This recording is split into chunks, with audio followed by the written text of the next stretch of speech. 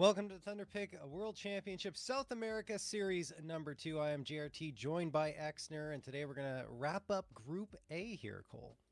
Yeah, looking forward to seeing how things kind of shape up right now. I mean, obviously, again, looking to wrap up another pretty flyby South America series. So, obviously, with the fact that we've seen some of these teams in the last series, we get to see some replication of some matchups here, some interesting storylines build up as, we see SELVA and DSG go at it once again. Absolutely, and I mean, we'll check out both these squads in just a little bit, but talking about how we got here, SELVA and DSG, I believe, also played up against, not both of them, but Bestia was DSG, their opponent, and that was a very one-sided affair in favor of Bestia, and then you had SELVA losing to the Red Canids 2-0 as well, but I believe that one was a little more tightly contested. The winner of this one, as you guys can see, because Red Canids defeated Bestia, is going to be playing against Bestia. I can't help but feel a little disappointed, Cole, in Bestia's performances. Despite the fact that they made a grand final in CCT and a semifinal in Thunderpick, I kind of was hoping they'd be a little more dominant.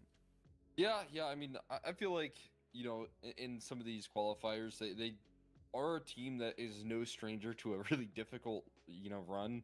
So I can see a world where, especially with Red Canids leveled up roster, if you get them on a really hot day, they're a pretty tough team to take down right now, in my opinion.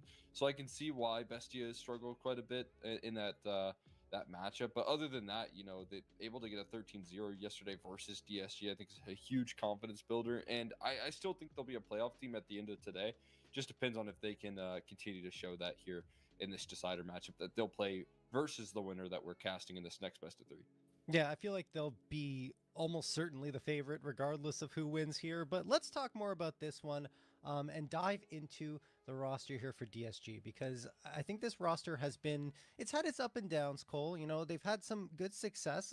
For example, against the Bounty Hunters, they won there 2-0, won against Imperial 2-0, who won the previous Thunderpick SA Series number 1. So there's a lot of positives here, but they can't help but feel a little discouraged after that Bestia matchup. Yeah. I mean, that's a tough exit. I think it's one of those games where you lost control early and, sometimes you're just never able to regain control. That can kind of happen when you're dealing with some pieces and trying to build, systems here. It can be a little bit challenging to hit the ground running like this roster is trying to do. I mean, obviously you have this core, but when you talk about like a player like Barton who's picking up from where he left off in Legacy, there's a little bit of new pieces, and I think they fell victim to that versus a very dominant team that when they're hitting form, it's really tough to capture. They're such a momentum-based team in Bestia that I've seen them, enter into a lot of series as pretty steep underdogs and still impressed because of how momentum-based that team can be.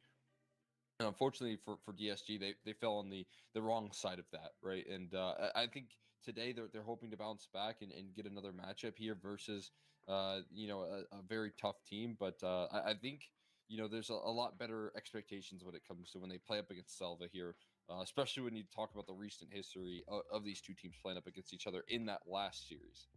Yeah, and that was very much in favor of DSG, if I recall correctly. It was a 2-0.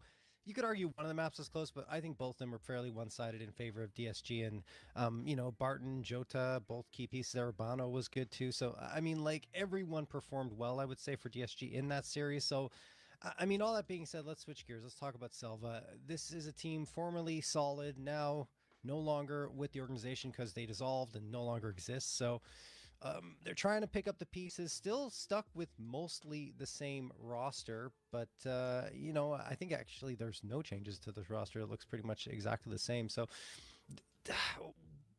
there hasn't been much, Cole. Unfortunately for them, it's been 6 losses in a row in terms of BO3s. Yeah, I mean, I think that it is a very kind of low point for this team right now when you talk about the potential. I've always liked the combo. I mean, it's a long-standing one. I think for like 2 or 3 years now, maybe even longer. Nithon and Destiny have been a kind of combo deal that has been really impressive, and I've always had high hopes for those two players. Still think Nithon can be a little bit more strugglesome when it comes to what he can bring to the table with the opping. Even though he's on this new team, even though he's got his rollback, I still think it's going to be tough to get back to those days where I think he was playing at his peak. But They definitely need a win here as soon as possible. Otherwise, you're talking about that loss streak continuing without your organization. I think it's really hard to convince eyes to look your way when that is the case. Yeah, and I mean, going to the player break after this series is done for them, there's going to be a lot of questions for themselves to ask. Say, do we move forward with this roster? Is this the future, or do we have to make changes? There are some positives going up against Red Canids. Again, on Ancient, that was overtime, double overtime, in fact, 16-19 loss, very close. Even Nuke, 10-13, they were in it to the end.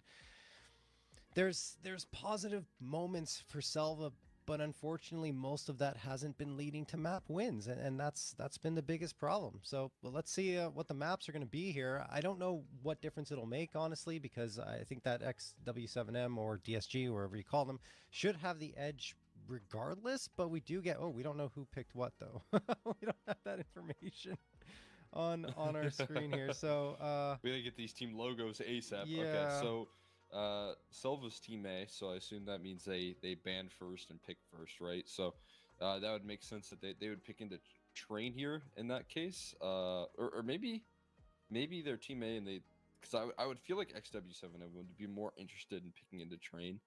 SELVA have a couple of losses on it. They've had close games on it, but then Nuke gonna be picked out by SELVA, I believe, if I'm not mistaken. That's one of their most played and most picked maps. So I think it might be the inverse, because I don't think they ever pick Nuke, right? Like, are they ever going into it, or is that more of a punish pick against them, right? I don't know. So we just got the info from Prod. It is SELVA picking CT side of Nuke, so that means DSG picked Nuke. Yes, and that makes more sense. Yeah, you're right. So it was in first. I was right initially. So train Yes, picked out. This was quite the tricky veto here, as you guys can see. But yeah, it is reversed from what I just said, where train is going to be picked out by the side of the SELVA, rather, and then it goes from there. Yes, train for SELVA, and then over on Nuke is DSG, and then finally with Ancient as the decider. This veto could go either way. It's just that the struggles on Nuke for SELVA have been very pronounced. We did talk about them pushing it to the limit up against Red Canids, but 1-7 over the last 8 times they've played it, 12.5% win percentage. It is just not a pretty picture. Even when they get the first kill, their round win percentage is only 55.1%. So that is a map where we kind of heavily favor DSG, so we understand why the pick is coming through. I mean, look, it's the most played map, on SELVA's side, but it's also the most lost map. So I don't know. It's hard to say if they're going to find the answers that they need on that one. And then you look over at Train, and while it's 0-2 there for SELVA, I think there's a better chance of them finding victory here. That said, if they don't, it's hard to see DSG not getting a 2-0. Yeah, I'm with you right there. I think they're hoping that this initial train pick, because they have picked it once before in that last series in a very similar vein, trying to maybe even surprise the side of DSG and see if they can catch them off guard. But this team has some discussions to talk about, specifically on their CT side. I think they kind of need to work that out in that short little break that they had in between last series and this one, where they had some time off. You're hoping to see the side of SELVA's CT side of Train get a lot better. That was what cost them in that last series, where they were able to get off to the races and look pretty good in the second half, when you should be able to get some T sides rolling. But unfortunately, that defense still could be a question mark for the SELVA side. And yeah, I mean, I think Nuke is obviously going to be a bit of a challenge. That's something that a lot of teams are willing to pick into. I think especially with the side of DSG being good on that map in particular, it feels like they're climbing up a hill again in this series, and that's not a position you want to be in right now. I think it's hard not to be climbing uphill every time when a map that's in your pool, it's not your perma. It could possibly be a perma for you. So it's not going to be easy for them, no questions asked. Let's check out the head-to-head, see which players are going to be the ones to watch here. I'd probably say Urbano. Oh, no. Okay, really? Okay. So despite Urbano's success, I think he's been really good since Barton joined. But over the last 3 months, I guess it's Jota that we're having a look at here. 1.10 rating for him and 79.2 ADR. He has been quite good recently. I shouldn't take anything away from him. And on the side of Selva, it's Tamate, who's got that 1.03 rating. But again, like, you're looking at a roster that I think you've got 2 players above a rating of 1 and everyone else is below it. I'd say more than Tamate, like you were highlighting before, Cole, it's Nithon that's going to be a key to success here. Yeah, especially on these 2 maps here. I talked about the CT side.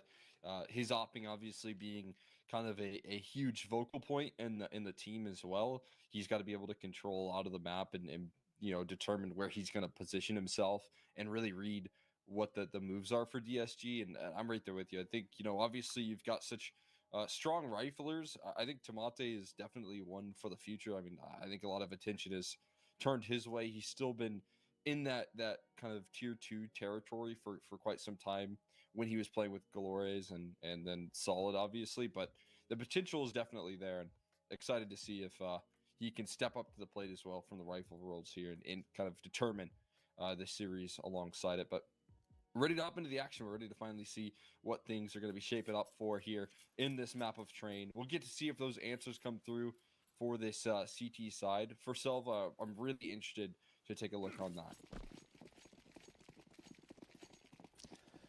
All right, let's jump into it. This is feels like a must-win for Selva, like we already discussed here on map 1 of Train. See if they can get it. Opening frag goes to Urbano. And now they're trying to storm in towards this A site. SHC is under a lot of pressure. Jota smoked off as well, and SHC can't get anything. Neither can Barton. That is a great take of the A site, but they still have to hang on to it. Urbano gets a response. Now down to a 3v3 post plant. Stuck out with the dualies here, but it's a double up right now. They're rushing on through. Their teammates are low here. It's just Levi with health at the moment. That's going to be a challenge, but another kill coming out of the dual Berrettas here, finding all of the frags right now between the 2 dualies. And Bomb now being stuck. Will they be able to have the coverage here? 1 bullet away from death for a couple of these players, but it's still being stuck right now. Levi pushing the issue, but it might have done enough to offer up the protection as the defuse comes through. Destiny losing out on the round here, hunting down the final kill. But it will be the side of Selva to strike first here. Yeah, I mean, that's just a nice job there by DSG, just throwing the bodies, or excuse me, Selva. I think the HUD might be flipped. Is it flipped? Hold on a second. No, we're good. DSG. Okay. DSG threw the body. Did a good job there. Yes, we're getting crossed up, but yeah, DSG did a great job of throwing the bodies in the direction of Selva and defending that bomb diffuser, and that's all they really needed. The health wasn't great, but it didn't matter because of the way they played it. Urbano going to get the opener over on Slash. 5v4 in favor of DSG. Urbano's looking for more. It is a force buy up for Selva because they got that bomb plant, but it's not starting off very well. Still a lot of time left for them to work with, though.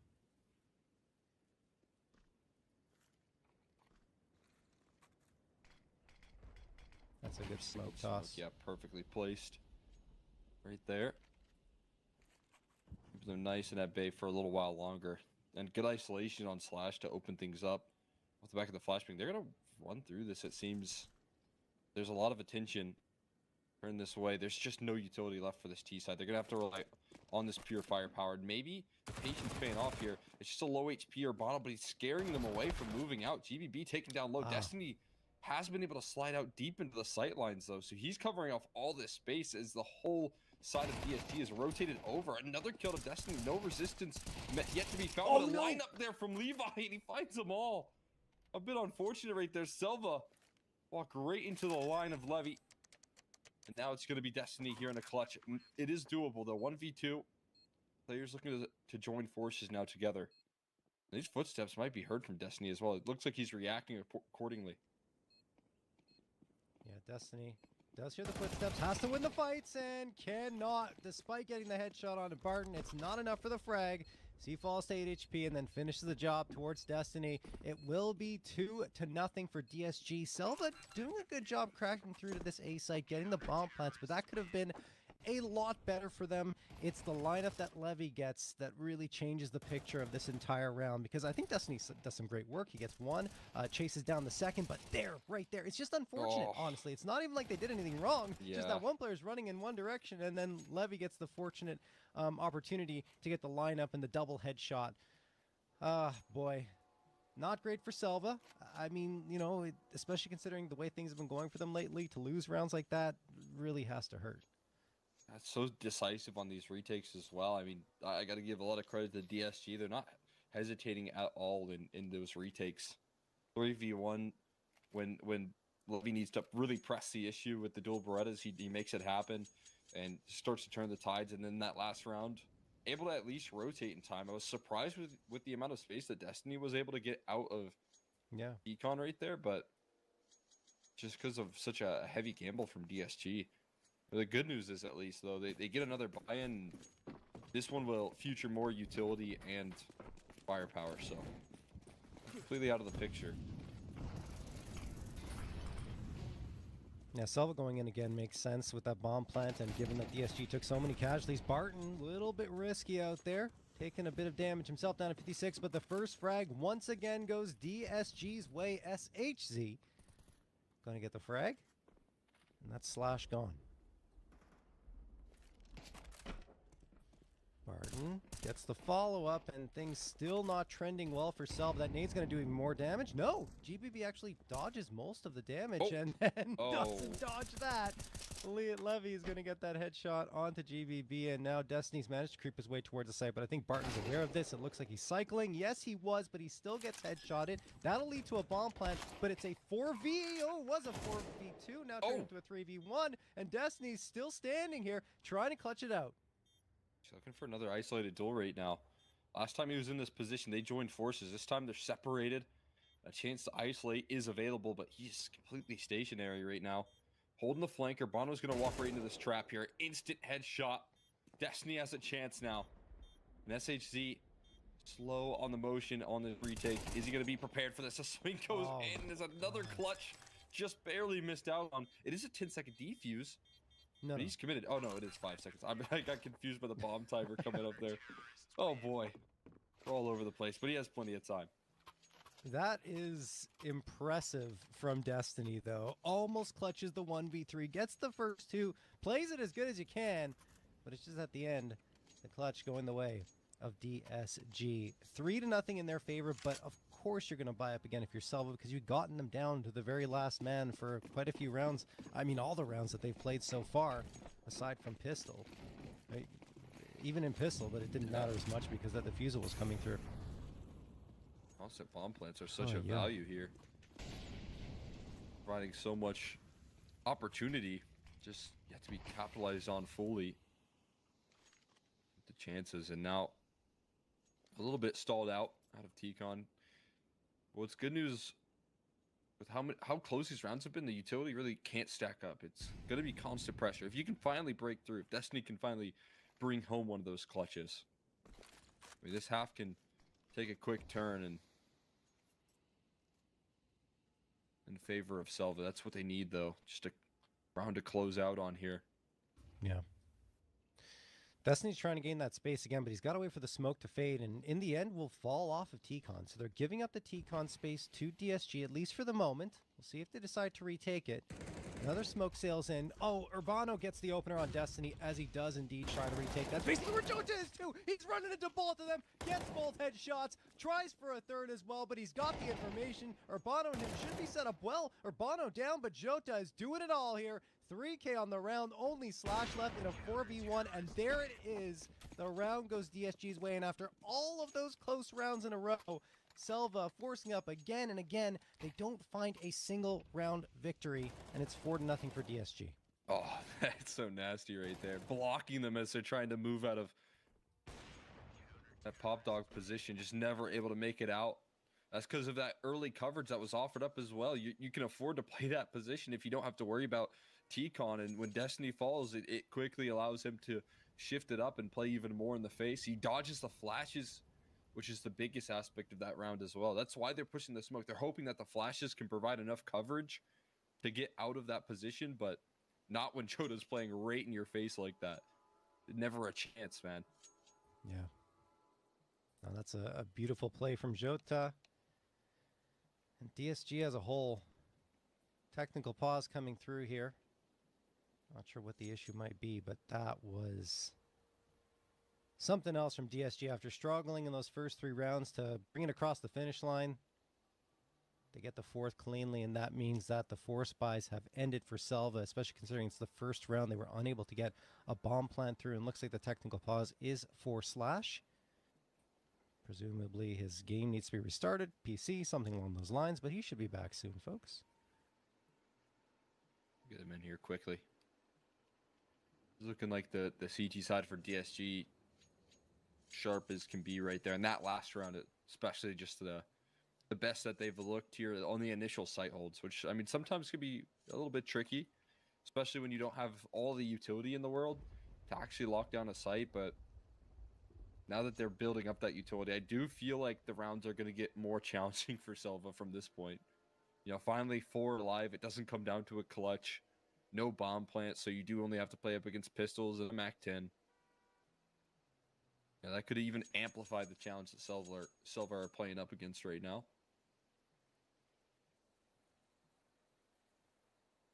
Good news is Destiny's playing good. I mean, I always like to see him getting some efficiency out there. Clutches that maybe haven't fully gone his way, but he's making them possible at the very least. Trying to breathe life into these rounds. We talked about a player needing to step up around Tomate, and, well, I mean, Destiny's doing that right now. The problem is, one, they're not winning rounds, and two, no one's supporting him. He's the only one really making anything happen here on the SELVA side. So, they need a little bit more than that. A lot more. And we know that train can lean CT side here in CS2, but not as much of a lean as it was in CSGO when it was in the active map pool. They did make some interesting adjustments to the map, but still, you know, you need to get those T rounds.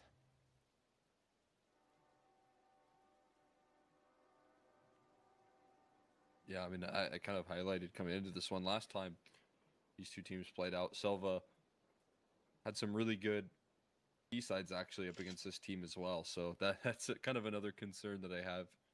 Right. Is the different ideas that DSG is able to bring to the table on their T side whenever they can pull it out. And again, I think that's something that when SELVA pick into this map again, you know, hopefully they're able to talk through things and kind of fill the holes in the defense that costed them in that first half of the last train that they played. But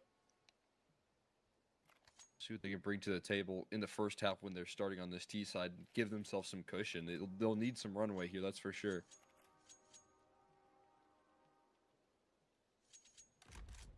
Just need that one round to start you off on SELVA's end, whether it be in one like this where it's Tech 9s and a MAC-10 or a full buy. They'll take it one way or another. AKs on the side of DSG, a couple of them available. You got the AWP and the 2 M4s to round out that buy, so it's going to be difficult for SELVA. Would expect a faster play to come through given their buy up, and they're going to send 3 players towards Ivy. Levy's watching, gets the first. Great shot, peeks around for a second, finds it as well. They are dropping like flies here, SELVA. Only 2 left and barely any shots fired. Oh, goodness. He just keeps swinging. Man. He can't make it out. Time in, time out right there. He's just pressing the issue, and that is the perfect utilization of that AWP. Making sure that they get no space.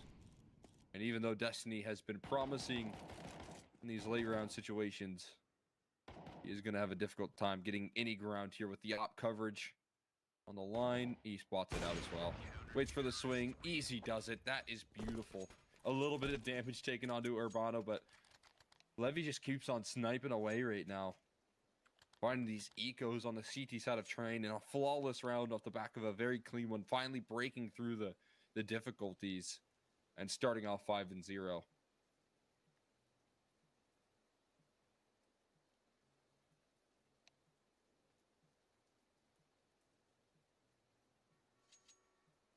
Another issue, unfortunately, arising. Unsure where it might lie. We'll give the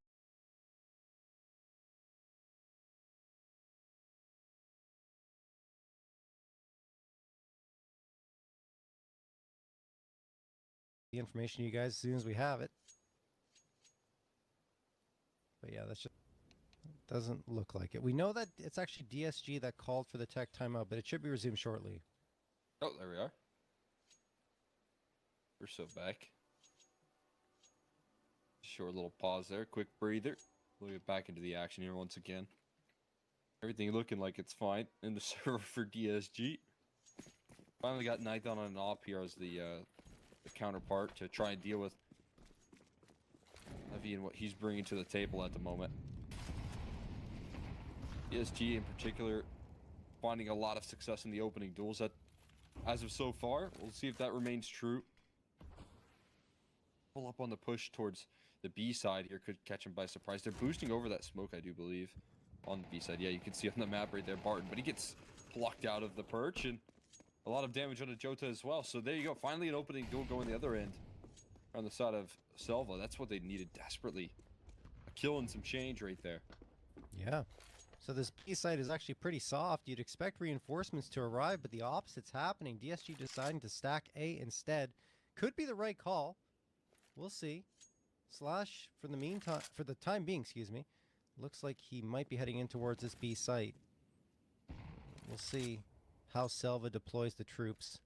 If it's B, you kind of feel like the chances are they will be able to come out with a successful round. If it's A, things will get a little dicier. That said, an adjustment's coming through here for DSG. They got the push through Ivy right now, so they're gathering all the information. That's the big kicker on how they're rotating right now so effectively, and they're just going to beat him to the punch here, especially with that flashbang slightly delaying their press through the lower side here. Another flashbang coming through. It is well placed, but a trade is available and jumping up into Nithon's op. A bit of a fifth movement right there. Jota's low on HP from the very get-go. How far they take this one. Great flashbang just forces Chota to pull the trigger, and that is instantly punished right there. So SHZ, you'd imagine on the save formation here pretty soon, looking to play some exits. Yeah, I mean, SELVA taking their time going for that execute, right? Which could have cost them with the way things were going down with that IV push and all the information that was gained by DSG on that flank. But at the same time, even though the reinforcements arrived for DSG towards the B site, they still were shorthanded. Jota was low in HP, and they only got one in that opening duel. Afterwards, it was all SELVA. So well done for SELVA, getting a convincing first round on the board. Now they're going to have to follow it up with another because it will be a full buy-up once more on the side of DSG. See this replay here. They just had a really tough time assembling that boost, I feel like, but ended up being worse for wear on the end. I thought maybe they'd catch the jump on them right there, but just a little too clunky inside the smoke. And that opens up not only a pick, but also just so much rotation in the map. I do like the idea, though, if DSG are losing players, for them to gather map control. Just SELVA making the right direction, the right call to get back on track. This time around, been able to avoid a lot of that early damage, but this time another opening pick coming through from the Opper's hands. In and out there, very quickly vanishes and plucks Tomate out of the server. Yeah, it's a really nice shot to come through on Levy's side. Molotov going to get tossed into Pop Dog. Barton's waiting here at the B side. I thought that SELVA were just going to go straight into B once more, but they decided to try to deviate themselves in towards A. It didn't work at the time, so now they're going to head back towards this B side. But this time around, Jota, along with Levy, are waiting patiently, and oh man, Levy, the timing actually backs off the angle, but Barton should have one for free here. He does. GBB's gone. Won't force the issue, which is intelligent. Don't want to get too far up, and then Levy hits the shot onto Destiny. 4v2 in favor of DSG. Looks like another round is going to go their way. Barton completely overlooked by Slash, and this round's done. Just way too much resistance on that B side. You know, you get that push going through solo from the side of Barton right there, and he completely catches one off guard. Jota's there. You trade him out, and yeah, it's not necessarily the same player that pushed up, but it is just so frustrating right there to meet that amount of resistance on the B side. That's a good exit from Nithon. Seconds left here. They are kind of boxing him in somewhat, but I think he should find some safety in T-Con. Should be all good. Yeah, we'll hold on to his AWP for another round, fighting for 2 kills out of it, but defense there, especially when Levy gets this opening duel right here, determines it, finds the first pick, goes for seconds in fact, and what's so impressive is that is not a stagnant defense in the 4v5. They continue to press the issue, try and find more ways to open up the round, and that just creates more frustration right there when you can't even get your executes off because they're in your face like that. Well, at the very least, SELVA can get another buy for themselves here, but it kind of feels like time's running out for them on their T side if they don't find another victory soon. Urbano gets that incendiary thrown in towards Pop Dog. Barton gonna smoke off the Molotov that was thrown. And now we wait again. SELVA leaving one lurking behind. That's Destiny. Everyone else setting up for a B hit again. This is a little bit sooner than that previous round. Similar to what they attempted a couple of rounds ago. But you do have resistance here in the form of SHZ and Barton. SHZ watching and waiting. There's that Molotov that'll force him out of position, but Barton's still there. A little isolated now, but still managed to get one and the second, the third too. That is completely insane from Barton. Nithon gets only one. 4v2 in favor of DSG, but what a play from Barton. Yeah, I mean, you just got to be able to trade him out, right? That's what it has to be. 3 players challenge him, everyone falls. That's the sort of anchoring right there. Why Barton can be so trusted when he's in the danger zone here. Destiny trying to pull him out of this hole, but not going to happen on the lurk. Nithon, another 30-second save for him. As he watches the score get a little bit more steep right there. 3 players challenging up against a rifle in such a thin line. I mean, he's in between a tanker right there. He still walks away with 3 kills. That is so impressive. That is just the definition of back against the wall and still delivering for Barton. Unreal stuff. And I think that's what they were hoping to see from him when they added him in place of Tarnay. And they're getting some nice anchoring towards that B site to kick things off.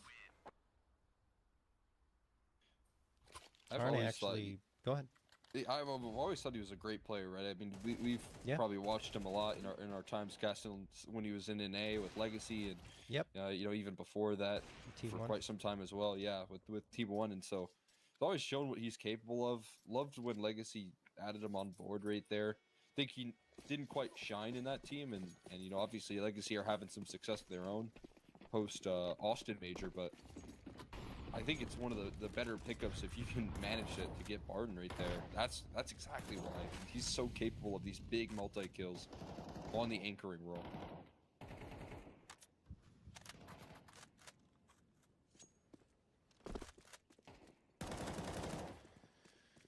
Scoreline gets ever steeper here for SELVA. Loss bonus is at 3,400, so they are able to force up here around that AWP. That Nithon's getting away with it, but the problem is they need to find these rounds. I feel like a broken record, but it's true. Barton, another important frag, but one player gets past him, so you won't expect a fight to come through. But before that, he still gets Tomate. They have to time that better on the SELVA side and wait for the flank to come through. Instead, it's a man disadvantage when it should be a 4v4 as this bomb gets planted. Yeah, this is huge from Slash, though. I mean, he's entrenched right now in this retake effort. I mean, getting past the first phase on this retake is going to be an immense challenge here, but that's going to help it out as now they seem aware of this deep positioning. Levi going to get pulled on here eventually. Slash is still in the danger zone. A couple of different flanks coming through, and he gets bested. Nithon left, last man standing, 1v3. Doesn't bait out the first shot, but eventually that flank comes through from Jota. They're so patient on this retake here. And it's going to be close. Just about enough time as he captures that defuse, but another successful round right there. I mean, how does Barton get 2? I mean, that feels impossible. Yeah. I mean, well, you saw what should happen in a situation where you've got a player flanking in at the end for DSG when, you know, they were trying to bait Nithon's attention towards CT, and then the flank comes in and it's free. But before that, SELVA decided to send in Tomate when he shouldn't have gone in. They should have waited for the flank to come through. It would have been a free frag onto Barton and a much stronger post-plan setup. Not guaranteeing that they would win the round, but still it gives them a much better percentage chance at finding it. Instead, they stare down at another round loss, 8-1 in favor of DSG. So we just got a quick match medic. I think we had a disconnection, but it's all good now. SELVA are struggling. continuation here as well, right? You really want to get back on track when it comes down to this team, this unit of players here. You want to get some wins underneath your belt. I mean, you know, in theory, this is a time where you can kind of structure and build your roster together, but they've spent the offseason entering into a little bit of turmoil in terms of the losses. Now, still getting those reps and still trying to capture some victory here with this team, but bring off 8-1 in an elimination matchup is such a scary prospect, and you can see some of those struggles. I mean, you mentioned the inability of really locking down Barton without sacrificing too many players. I think he played it incredibly well, to be fair to him, but there was an option there where, you know, you can kind of avoid the bigger problem of that multi-kill flaring up, right? And those small details can really create a lot of holes in the way that you communicate and show your face as a team here entirely.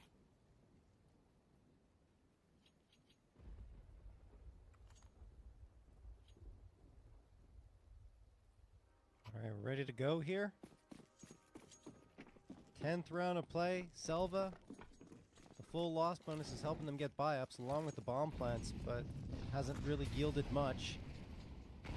Incendiary, I should say Molotov, flies in. Levy spots the player and hits the shot despite being under pressure from the pre-firing. And then Barton strikes as well. They play it more aggressively, Cole, and it works like a charm. 5v2 just like that. Yeah, I mean, I feel like at this point, SELVA are just praying that they can get some access on B. This time, they can't even take the space to try and throw their execute before they're punished. I mean, what, 3 or 4 times in a row, they've challenged this B site. One was successful with their first round, but ever since then, Barton has really locked it in. And now, they even send Levy's up here to initially start the chaos. And he's in a position where I think Barton was playing quite a bit, but with a much better gun for that angle exactly. And 2 picks off the back of it, Barton even finding it. Last-ditch effort, walking out. Well, that's opens up the door here. Quick transition from Urbano, and that door shuts quickly right in their fingers. Yeah, I mean, Destiny's been the only one really opening up much space. I know Nithon's had his frags with the AWP, but it's mostly in a moment where there isn't much left to be done. So yeah, but either way, it's just SELVA needing something more, and they're not getting it. I still appreciate the adjustment from DSG, right? It's easy to just say, you know what, guys, it's working. Let's just sit back on the B site and wait for them to come to us. But no, an adjustment made. Barton pushing into the upper tunnels, and the aggression working out beautifully for himself and his teammate that was supporting there on that B site to combine for 3 frags. And there you go. I mean, they made SELVA think that upper tons was clear, and it was not. Barton going to get the opening 2 again here. GBB trades him out. But, I mean, the work that Barton has done as the anchor here has been phenomenal. That being said, is there still a chance here for SELVA? More than that, they've turned it into a 3v2. Wow. This was a bit of a less likely round there, but GBB shows a little bit too much skin. He gets caught by the AWP. Making it out of this position, though, challenging. Smoke still in play. He's waiting for his teammate to activate here. One spotted on the visual. Jamonte might be just volleyed out for a little while. Waiting that smoke out as well. He reads into it. There's just a smoke on the bomb. This is a straight defuse coming through. Maybe a kill, sure, but the round win, a completely different story. Tamate out with the wind right there, and Jota just stealing that one straight from their grasp. I mean, that's great work from Levy, though, honestly, because he comes through, he gets that frag, right? And then he throws a perfect incendiary to isolate the players behind the smoke, which, I mean, it's just terrible timing for Slash, because he thought he had the support of his teammate. But as that happens, you know, the incendiary is there keeping him back. There was the smoke that goes into the incendiary, but it's all happening too slowly for Slash to survive. And after that, yes, the frag comes through, but it doesn't matter because the bomb is already being defused by Jota. So another gut-wrenching round loss for SELVA, and they head into the last round of this half with the possibility of being down 11-1 going into the second one. I think they've decided, you know what, let's change our direction. Barton's good for 2 every time we head his way. It doesn't matter how quickly we go. It doesn't matter how good our executes are. It doesn't matter if he steps into our molly. He's going to get 2 of us. So maybe, just maybe we head in a different direction here. And Jota instead is able to fall away while the flashbang's in the air and still get one. A lot of damage done. GBB creating a path into this round here. Looking for another, but shut down by Jota. There's still Levy here on the scene waiting with his op, and he's just not missing right now. He's too sharp. Eventually, Tomate is able to put him to rest. But a 1v2 ahead of him here. Barton and Jota gonna combine forces for the end of the half. So many close rounds, Cole. I mean, so many opportunities for Selva to strike true with a round victory, but every single time it came down to the clutch, DSG were the ones with the answer. Levy's op, you're absolutely right, was singing throughout the entirety of that first half. 20 frags, only 6 deaths, and Barton, despite, looking at it and saying, 12 and 5 is pretty normal, maybe above average, it was that anchor down on the B site that was so critical round after round from denying Selva the opportunity at a victory. The only time he fell right away without getting a frag when they were going through was that one round victory that Selva got.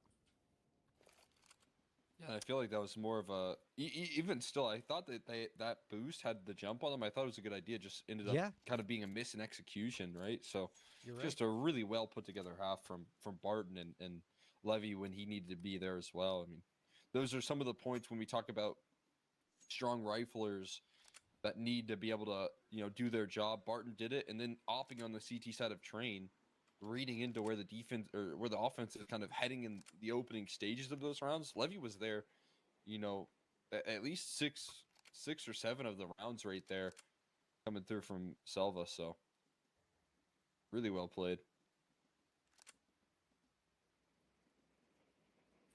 3.33 KD for Levy. You don't see that very often. All right, well, it all starts with one round if you're Selva. Let's see if it's going to be this one. Dooley's out for GBB and Tomate. Everyone else onto the USBs. 4 players with the armor. Only 1 piece of util, the singular flash. On the other side, DSG want to employ more. They've got a couple of smokes and a couple of Molotovs. We'll see where they decide to deploy it. Levy heading in towards B, and so are 2 other players on his side. So we'll see if this ends up being a B hit. There's a great flash thrown by Selva, which yields 1 frag. If it's only 1, it's bad, and it is only 1. Urbano comes through huge, gets GBB and Tomate, likely cycles Selva over to the B side as well with those 2 frags coming through. But wait a second. They're going pretty fast, and I think actually Selva has the read, but Nithon misses all of his shots. SHG takes care of him, and Jota finds Destiny. It doesn't matter if they're in the right place, Cole. It's all going the way of DSG. Now the second half, it looks like the shots are falling apart. Are they hunting this kill? They are. Jota just swings for the fence. There's nothing to lose at this point. Just go and get yours. DSG now on 11 opportunities at closing this thing out, and I don't think they'll need to take all of those at this point. Look at the punishment from Urbano. These are tough shots off the back of the flashbang that looks like it's well put together, but that is just instant punishment. A 2-for-1 trade when, like you said, just couldn't afford for that to be the case. These timeouts, I don't know if it's just BM coming through from DSG or not, because you're calling a timeout at the beginning of the half and then another one after winning that round, being up 12-1. Sometimes it can be tricky to close out these games when you know you're so close. And it's such an easy game, and you want to make sure it stays that way, right? I think that's kind of the big point. I'm trying to remember, because I casted DSG a little bit on their T side, and they've had some pretty dry streaks when it comes down to like being able to get T side rounds here and there. Don't think that'll be the case in this situation, but 13-1 is just such a breeze of a game. Indeed it is.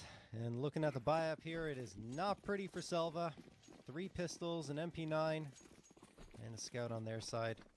11 opportunities to close out this map, but certainly they only want to need 1.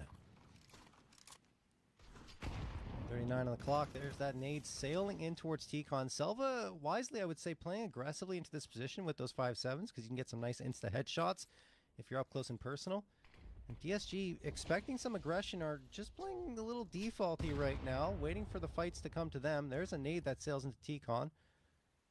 But DSG slowly but surely working their way in towards the B site, it seems. Bomb still hasn't arrived there yet, though. They're So playing this not- one very careful. Yeah. We saw this early spelling of utility come out from DSG that hinted at them being a little bit quicker, but that's what they're hunting for right there, is these smokes to eventually to fade and for them to be able to take the space. Now, fortunately, there is an extra smoke in play. Another one put on display right there, and Slash is able to survive because of it. But they're taking some flack here on the other end of the server as well. You got Tomate on 2 HP. You've got them slowly working their way through this Ivy position as well. SHZ tagged down by the Scout, but not taken down as low as they might have hoped. And GBB is playing confident like he is lower. Yeah, that's unfortunate. And there come the frags now. Trades back and forth. Not going to be good for Selva, but they do get one back. Destiny onto Levy. Thing is, HP bars are pretty low across the board for Selva. Not going to be an easy task for them, but Destiny's still making it work here. And he gets the last two. 4K on the round. They stay alive. All right. So. What? I kind of hinted right there that DSG, they can show some dry spells right there. I didn't think this was going to be the case. Obviously, still a whole lot to climb through from Selva, but how much damage can you do here? How much, frustration can you cause is the big question right there. Destiny with a monumental round. Finally being able to capture the potential that we looked at in that first half with those near-miss clutches.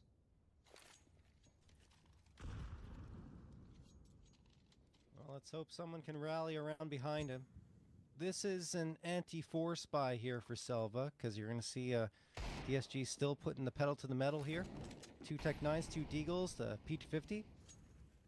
Trying to draw out some util here before they go for their execute. There's an incendiary out for Tomate, likely to smoke afterwards, but no, Tomate thinks better of it and says, okay, I'm going to hang on to that until I'm sure they're coming in this direction. With all that util being tossed, well, you can be no more sure than that. Tomate, completely blinded, ends up going down to Jota. Barton working his way through the smoke, and I mean, no one was there for the trade on the Selva end. Now the trades come through. Slash and Nithon get a couple of great nade toss from Slash. SHC up close, can't secure a response, and that'll make things a lot more difficult for DSG, and the round in the end will indeed go the way of Selva. Weren't able to get the bomb plant either in that situation. Not sure how that was kind of slipped up on, but you understand right there, when you're able to overwhelm Tomate, there's a big window of Jota. Jota ran through there, that's why. So, I mean, there's a big window of opportunity that you kind of have to take on this B side, especially when you just have pistols, and that's to kind of press into the back of the site and, into like Cloud and CT spawn areas. Try and close the distance with those pistols and pretty much deny them on the entrance of that retake, but impossible right there. And now this is some fun here to be had for Selva. Up against the default pistols. We can take their ground here. Should be relatively straightforward, and it is. Slash getting a couple of frags. Tomate with one as well. He's had a very slow game, so it'll be a good chance for him to start kicking things into gear. They'll need to win out just for overtime. And there was a Glock frag in the mix as Barton onto Tomate upgrade themselves to a FAMAS. And that'll be all that happens in the round because Destiny finishes him off afterwards. All right, we've got the pistol and the conversions out of the way. Now the real challenge begins for Selva on this attempted comeback because they're going up against the rifles. All the tools out now here for DSG. Be able to try and redeem what happened there in round 2 of the half and close it out. But there are some challenges here building. I mean, to talk about how challenging it can be to play late rounds on this map when the CT side has a lot of utility. But that is kind of the reality they're facing right now. What they have in store. Very decisive move into T-Con right now. Urbano's trying to punish. Lost in the smoke right there. Able to route his way out. Mission accomplished here on taking some space for the side of Selva. Selva's got a good post here. Oh, can't hit the shot. He's going to repeat that? No. I think that's the right decision because if he does, could have been punished after taking a little bit of damage. Slash is pushing into T-Con. This is exactly what DSG want, but he realizes that and says, okay, something's not right here. I'm just going to fall back to the rest of my team. So Selva taking a little bit of space. getting information and falling back. Very heavy A hold with only their B anchor Tomate in that direction of the map. But luckily for Selva, A will be the destination here for DSG. Oh. Or is it lucky? Because Levy gets the opener onto Destiny. 2 smokes. The last 2 smokes deployed right now on this A side towards T-Con and towards Pop. So that's all the utility here for the most part, other than a Mole to try and delay out this E side from what their direction is still looking to be this A side of the map. Taking a little bit of time there. Urbano goes in solo. I don't know if he's trying to sell a fake disruptive positioning, but mission accomplished here because they're starting to scale quickly and overwhelm this defense. Another missed shot from Nithon puts him in the danger zone. He's now the last man standing, and he can't survive long enough here. Gonna be bested, and when the rifles come back out, that's the next opportunity for DSG to put this one to bed. Yeah, for a moment I was like, I don't know about that play by Urbano, but you're right. I think it disrupted the defense just enough to allow that hit to come through on the opposite end. And a great flashbang as well to support the push. That was SHC that threw that, and Barton doing the job with the rifle as he done for the entirety of this series. Levy was strong as well. Both those players doing fantastic work here for DSG, Cole. And I mean, they get a well-deserved 13-4 victory. Yeah, I thought it was maybe going to be a little bit more challenging. Maybe there was something to rally behind there for Selva. Obviously, I think the comeback was a little far-fetched, though, and when those rifles come back out, you can see the sort of depth, the expectation and preparation that comes through from this this T side of DSG. They're trying to throw gimmicks into the mix right there, you know, with that little boost. Levy just instantly punishes, and from that point forward, it looks very foundational from DSG. Yeah, and now we go on to Nuke, and we already highlighted this is a map that Selva have struggled on immensely. Yes, they got 10 rounds on Red Canids. Yes, there have been, you know, times that they've been close on Nuke, but they only have 1 win over their last 8. And I mean, it has just been a map that teams have abused them on and picked into time and time again. Cole, do you think that they've got it here? Do you think they've got something that they can bring out? Nithon wasn't bad here on Train. They start CT side, Nuke. Yeah. I mean, I think it's tough to paint a pretty picture here for them. I'm with you though. Nithon, he had a couple of you know, rounds where he was able to land some shots. I think that defensive round that he had to kind of cap it off is one of the most worrying that I've seen. But Destiny alongside him, I think that his rifling showed up quite a bit, and you just hope that maybe they can win a couple of those clutches from Destiny early on in this half if necessary, and build something better here to start off this next map of Nuke. All right, well, we're gonna take a break. When we come back, we will hit Nuke and see if Selva can recover.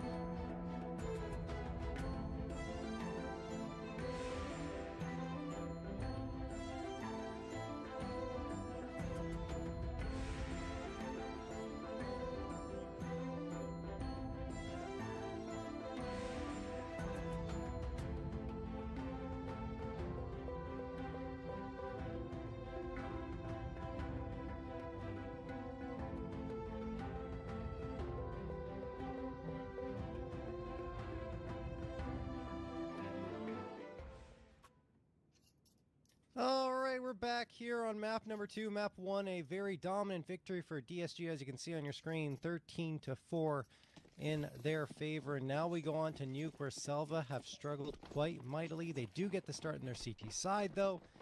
Let's see what they can do, because if they lose here, they are done in Thunderpick SA number 2.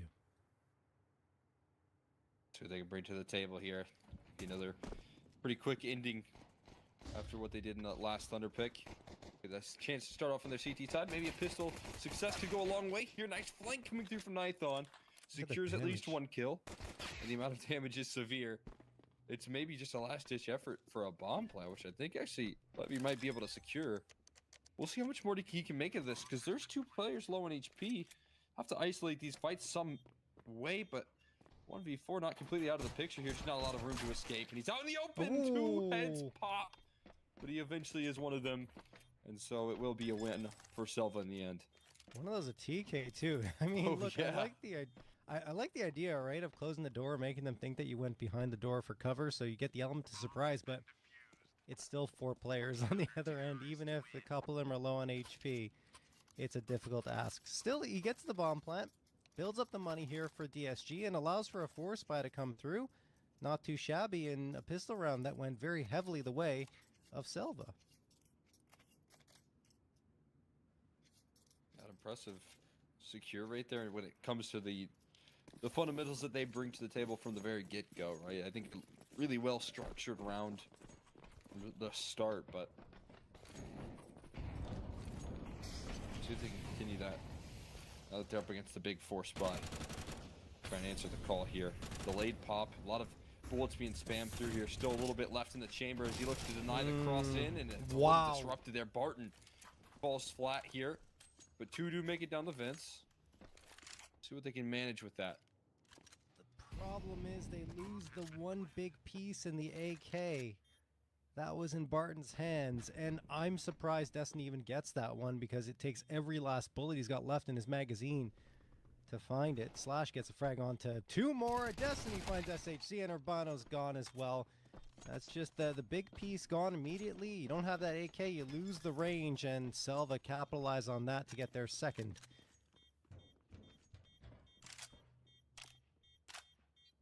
I'm surprised that they're able to survive with 5 alive. Like you said, though, Barton sent into the woodwork right there, hoping that he could capture that opening pick. What looks good from SELVA is that felt like they knew exactly what was coming through. The way that they dodged that flashbang, play so carefully around that utility, and the smoke is phenomenal work. And I look to structure another force spy. I mean, there's 0 kills in that last round, so back-to-back force spies might be a tough call. Joda actually tosses over a hero rifle to Barton. Give it a go. Try it again. See what he can do to try and open up this round.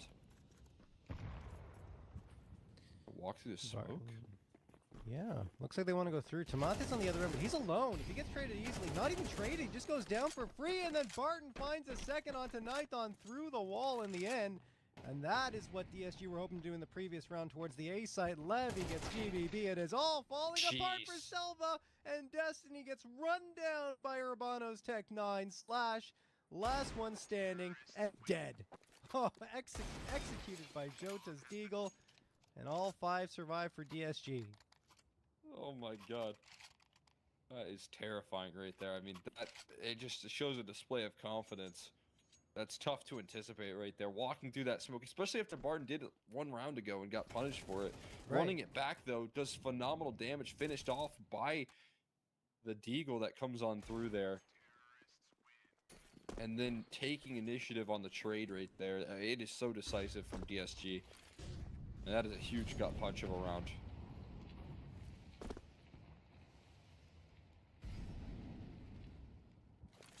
Mate gets caught with util in his hands. Nope, just throws the smoke.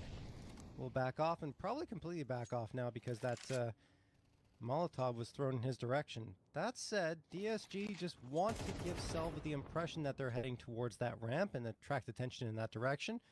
A couple of shots rattled off in lobby. So I'm not sure how that's going to factor into that initial play, if it'll give SELVA the information they need to realize this is going outside, but either way, GBB over in garage. Not going to hear anything. Not even using the smokes here as a bold play. Nope, GBB catches him. That was actually in secret. Only gets one, but does damage to Levy as well. Not being able to try and slide down secret here. That smoke towards Mini, hence that they want a different pathway, but Nithon taking some initiative there towards lobby and is able to collect on a Barton. He's still active, so some good positions for the defense to find themselves in, despite the early 4v4 and the heavy rotate towards that lower side.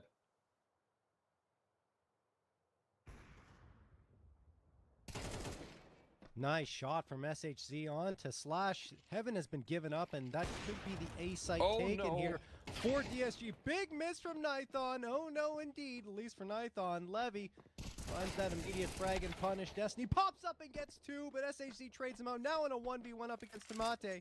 Destiny continues to be good, but with him falling, it's up to Tamate, who is usually the best player on this squad. Bomb gets planted, and then SHZ finishes the job. A 3K comes through. And that is, again, a round where it felt like Selva had the right idea. I was going to criticize DSG, Cole, for doubling back so many times, but eventually it works out for them.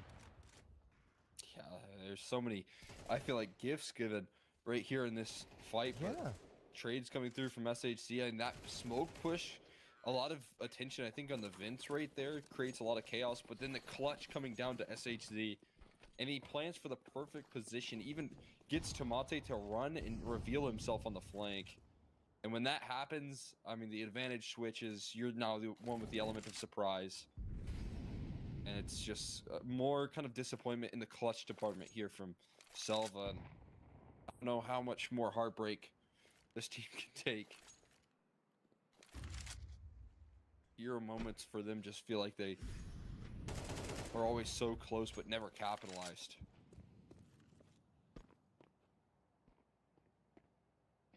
Oh, maybe a freebie. Yeah, there you go. And an AK to be retrieved here potentially if it wasn't for the cutoff. Just not allowed to.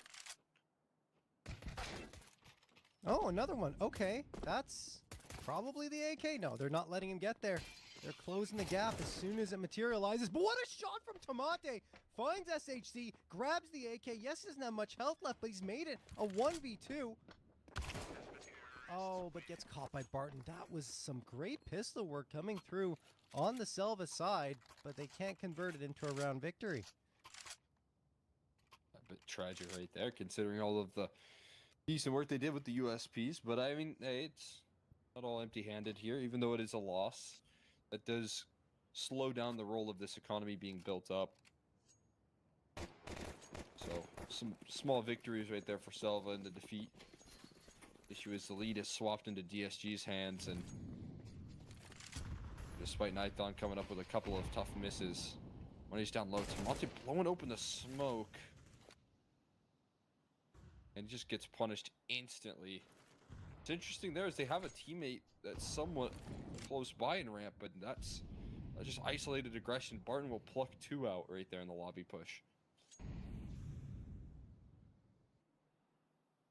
don't know what to think of that. I feel like that's desperation really showing right there. Yeah. No question. I mean, they feel like the tides are turning into DSG's favor once more here on Nuke and trying to make a desperate play. It doesn't work out. Destiny, who's been the one most consistent piece here for Selva, can't keep doing it all. GBB started to wake up towards the tail end of Train. Let's see if that can be carried over here onto Nuke. He's smoked off, though. Do you have a couple of players towards the B site? So all is not lost yet for Selva, but it's still 5 players available for DSG. And I don't even know if Selva want anything to do with this. In fact, it looks like they just want to save. Going to be able to avoid their problems for this round. Run far, far away as the time starts ticking. See how interested the hunt is here. Barton taken down low initially, but everyone else pretty healthy here for a hunt. Everyone on the CT side running into T-spawn now to switch up positions, and they're not that far behind them. They're kind of hot in their tail. I wonder if Nightgun's pitter-patter has been heard on the fade away. A lot of targets here. It's always difficult to chase into CT spawn, and Destiny ends up punishing a couple. Not bad. How much can they find here on the outro? And he tossed in some HEs, avoiding the shots, and he Oh my does survive. God. So, by some miracle, 3 survive and 3 fall on the side of DSG. Yeah, I mean, DSG went all in for that because they have the money to absorb the bodies being lost, but good job from SELVA at least hanging on to the guns. It's a small victory in a round where things just quickly piled against them after they took an ill-advised risk. And let's see if they change things up here. I can't blame, I call it ill-advised, but again, like, we can't really blame them for trying something different because they're hoping to spark a little bit of momentum for themselves here on nuke, momentum that they haven't really had at all here throughout this series. And you see Nithon going all the way up to blue box here towards outside. I should say red box. And then the spam, it's good for damage, but not a frag. A lot of emphasis on that position. Almost catching Joda right there. But a nice pickup, and Joda just trying to feign presence. But there could be some cross down in towards the lower side, weaken up that A-bomb side if possible. I think that's already accomplished by the kind of off-spawn decision to stack up ramp. But as 3 players remain on T-roof, I feel like this is a B fake right now. They're kind of taking some space into ramp, but they throw their execute in. They're trying to shift up the ramp players right now, and they're heading ramp. Head first in this direction. Nithon punishes 2. Didn't budge on his rotate. Instead, plants his feet. And that is going to help them big time in closing this round out. Tamate still defending as well. And 47 HP for Joda to try and complete this clutch. Chance to make it work. They thought they went down in towards the lower side here. There's a opening a window towards B, but he's not going to take it. Spots out the shadow of one player and catches the second, but not a kill on the slash. Wouldn't needed it. Oh, he knew they were both there. Yeah. Oh my goodness. What an effort from Jota. Almost clutches it out. But SELVA do indeed convert a third. And it's great work from Nithon in particular, anchoring down there towards ramp room. Tamate supporting well. And look at this. I mean, you couldn't ask for more in a 1v2, but Jota just can't hit the shots. Doesn't have the health to absorb that battle. And it will be SELVA getting a third. Let's see if they can find a follow-up, though. And it was an expensive round for them. Let's not forget, looking at their economy, it is not healthy by any means. Incendiary going to get tossed there. Urbano just goes right through it after a smoke is tossed in that direction, so he's fine.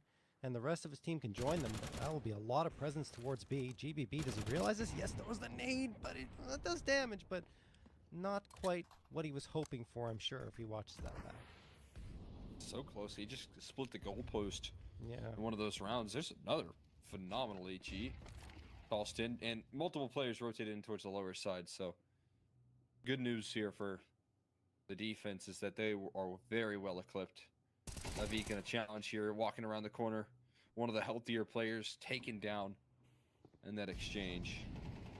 And now they're starting to crunch on it. They are completely forced off this fight in towards the lower side. I think almost a non-option at this point.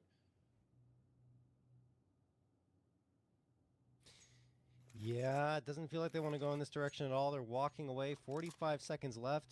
There's still a chance of going for a hit. I don't know if they just go for the save. Barton's waiting at secret. Yeah, that's probably just calling to save the AKs at this point with Nithon finding that onto Urbano. There they go towards T-spawn, and it will be, if they can hang on to it, 2 rifles saved.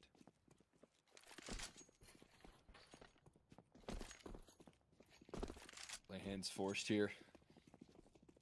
Ball back here into safety. SELVA just rotating perfectly in that round to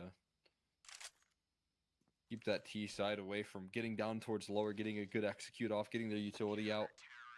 And the little chip damage that came through from the first HE is amplified by the second. That one was over before it could really lift off. Those are sort of rounds that you need to bring to the table here for SELVA more often. Good rotates on the map here for Nithon and effective utility used to open up the round. If you want to try and close the gap here with the firepower that DSG are bringing to the table, that's how you got to do it.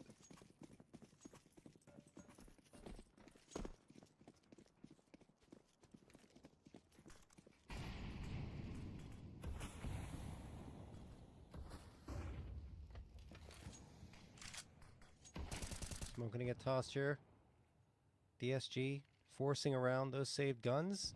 Tamate waiting here towards ramp. Doesn't have Nithon support this time. So he'll be on his own. No, excuse me, I take it back. Nithon was around the corner, gets a couple. Levy and Barton gone. Tries for a third, but eventually has to fade off. But he's done the damage, and Tamate rings true for that third. 5v2 just like that. Just beautiful work coming through right there from Nithon's AWP. Supportive positioning. A little bit awkward on the entrance of this site, though. Jota takes two. Job not finished yet. Urbano trying to secure himself a little bit of a bomb plant here, and does so. Low HP, though, not going to make their lives easier. GBB playing the game, dancing around this pillar, and nearly falls over, but able to hang on there for a little while longer. Move on up to 5. Take that lead on back here for the side of SELVA. Yeah, good couple of rounds from SELVA. The previous one where they just completely denied the squad of DSG there with the defense, the great rotations, perfect reads. I mean, that was nice to see. And then in that one, just a great response after they do let Jota slip by for a couple of frags. They don't allow him to do any further damage aside from the bomb plant. So DSG calling a timeout here. Money is a little low. A half buy is probably the best decision as they talk things over.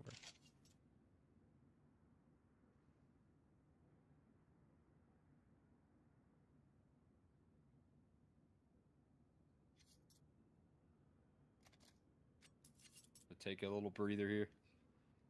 Try and get back on track for the side of DSG. I think feeling like they are a little bit out positioned right now is a really good sign for SELVA to breathe some life into this series for themselves. Kind of unexpected as well, having to come back into a map like Nuke here where you already know you're not favored. I mean, you highlighted it. CT side of Nuke. You saw Nithon hitting some shots. I know that last round wasn't pretty untrained, but he was connecting later down the line and earlier before that, so. Him positionally right now is looking very strong. DSG. Good timing. Oh, yeah, no. oh, but the lineup for Destiny. Barton does get the trade. BBB walks into the crosshair of Jota. That could be a mistake, but luckily for him, Nithon is closing the door towards the site. And Jota's last one standing here, who will get one onto Nithon. Jota this time in an even tougher clutch. 1v3 with less HP. Doesn't have the bomb either here, Cole.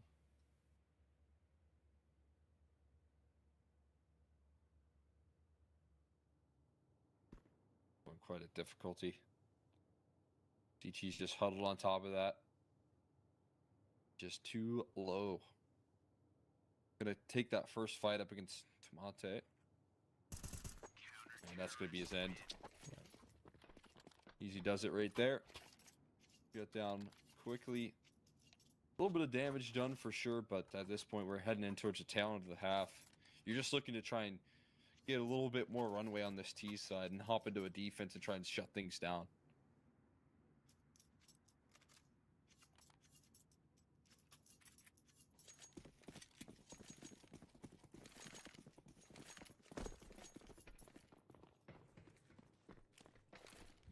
Talked about that red Canids match where they got close. Their T side was more effective than their CT side. They only had 4 rounds CT side that time. This time they've got 6 and maybe even 7. They're just forcing the issue. Great aggression from GBB. Gets 2 off of it. And already DSG short-handed by 2 men. That is not the start DSG wanted. It's great to see some life coming through from SELVA. Ooh, the flick doesn't hit though for Nithon. A couple of players drop, but GBB, who's been a bit of a revelation for them on these last few rounds, gets a 3K, and that will be the shutdown for SELVA. A huge statement right there. Starting things off like that, catching one by surprise for GBB. The other with utility out, not allowing for them to get the first foundation of their execute on off towards that outer yard and start to separate the defense. Can't get past phase 1 of that game plan right there. 7 rounds. SELVA look much more revitalized here. Everyone really getting involved. GBB was, what, at this point, 0-11 or something like that. That's a tough peak right there from Jota. This started off. Huge kill right there rolling on out, but he is traded. Tomate catches him, and there's a rotate already down towards the slower side. GBB in the perfect spot, but only gets one. That means the numbers remain even to the advantage of DSG. Look where Barton is too. He's lurking on the periphery here. Could catch Tomate for free, as Tomate has no idea that Barton will be there. Now he looks back. Destiny mollied off. Tomate quickly realizing that, okay, yes, that could be a possibility, and that's a great heads-up play from him. That said, a trade again, this time SHZ delivering. In fact, he's gotten both trades. Destiny and Slash now have to come back in here to try and close out a dominant first half. Would be 8-4, but DSG want that fifth. They're fighting for it. They're hungry. Bomb ticking away now. Incendiary sails through. SHG staring towards the door, hoping that Slash walks into his crosshair. He does, but Slash just baiting attention. His teammate going to come through here. Great flashbang throw, but SHG, what a flick, and Levy, watching the other door intently, drops Destiny. That'll do it. A fifth secured for DSG. It's just such quick reactions right there, and the crosshair placement looking phenomenal from SHZ. Being able to save them an extra round with some of the impact. Not the first time he's done that in this half either, where he's able to step up to the plate in a big way with another 3K. He did it in that clutch denial versus Tomate when he shut him down. So different players now stepping up here for that T side and brings through a 5-7 half. I think that's one that you can definitely be happy about for SELVA in terms of how you played it. I was much more inspired than what we got out of Train. But now they're going to have to translate that into their T side here of Nuke. Yeah, and I mean, despite the T-side success against Red Canids, it's still overall kind of poor for SELVA in terms of performance. I think they're below 40% win percentage on both sides of the map. Whereas you look at the other side, for DSG, they've won 55% of their CT rounds and only 39% of their T rounds. So that's actually, you look at the scoreline, you say, okay, it's good for SELVA, but they've still got a lot of work to do here.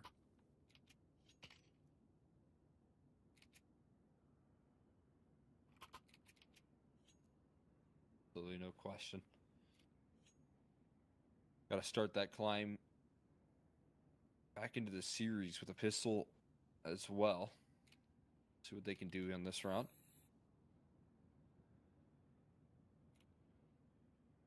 Do got a bit of a tech before we get there.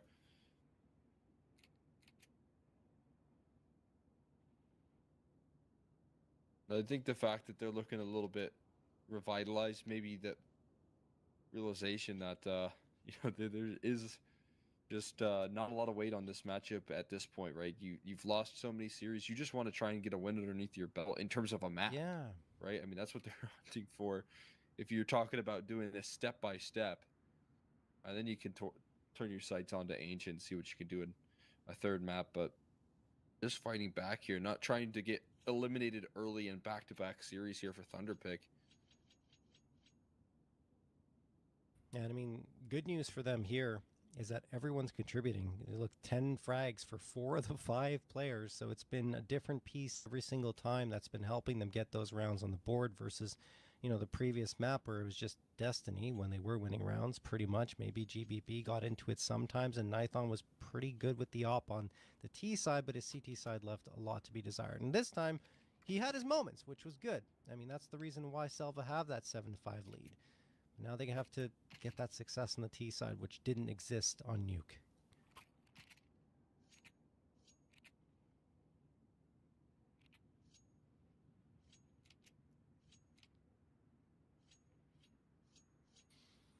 All right, tech's over. Time to get started. Those dualies were tough for SELVA to deal with last time on the Nuke CT, on the Nuke T side pistol round for them.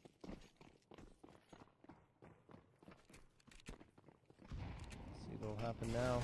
They're trying to go for a blitz towards A. So far, so good. GBB the opener. Jota gets one back, but he's losing bodies around him. Man advantage gain for SELVA. Now a 2-man edge. Levy hoping to connect with at least one scalp here before the bomb gets planted. And it's all up to him, in fact. And he falls. Very decisive pistol coming through from SELVA. That's exactly what they're hunting for right there. Decisive in nature. Being able to claim early on in this round, that site control, and then landed some shots to make sure that there's no retake potential. Making sure that they can't claw their way back into that by some form or fashion. DSG immediate on the force buy call off the back of that round loss. Scouts and MP9s in the mix here. They're bringing some firepower into this one. They'll be able to do with it.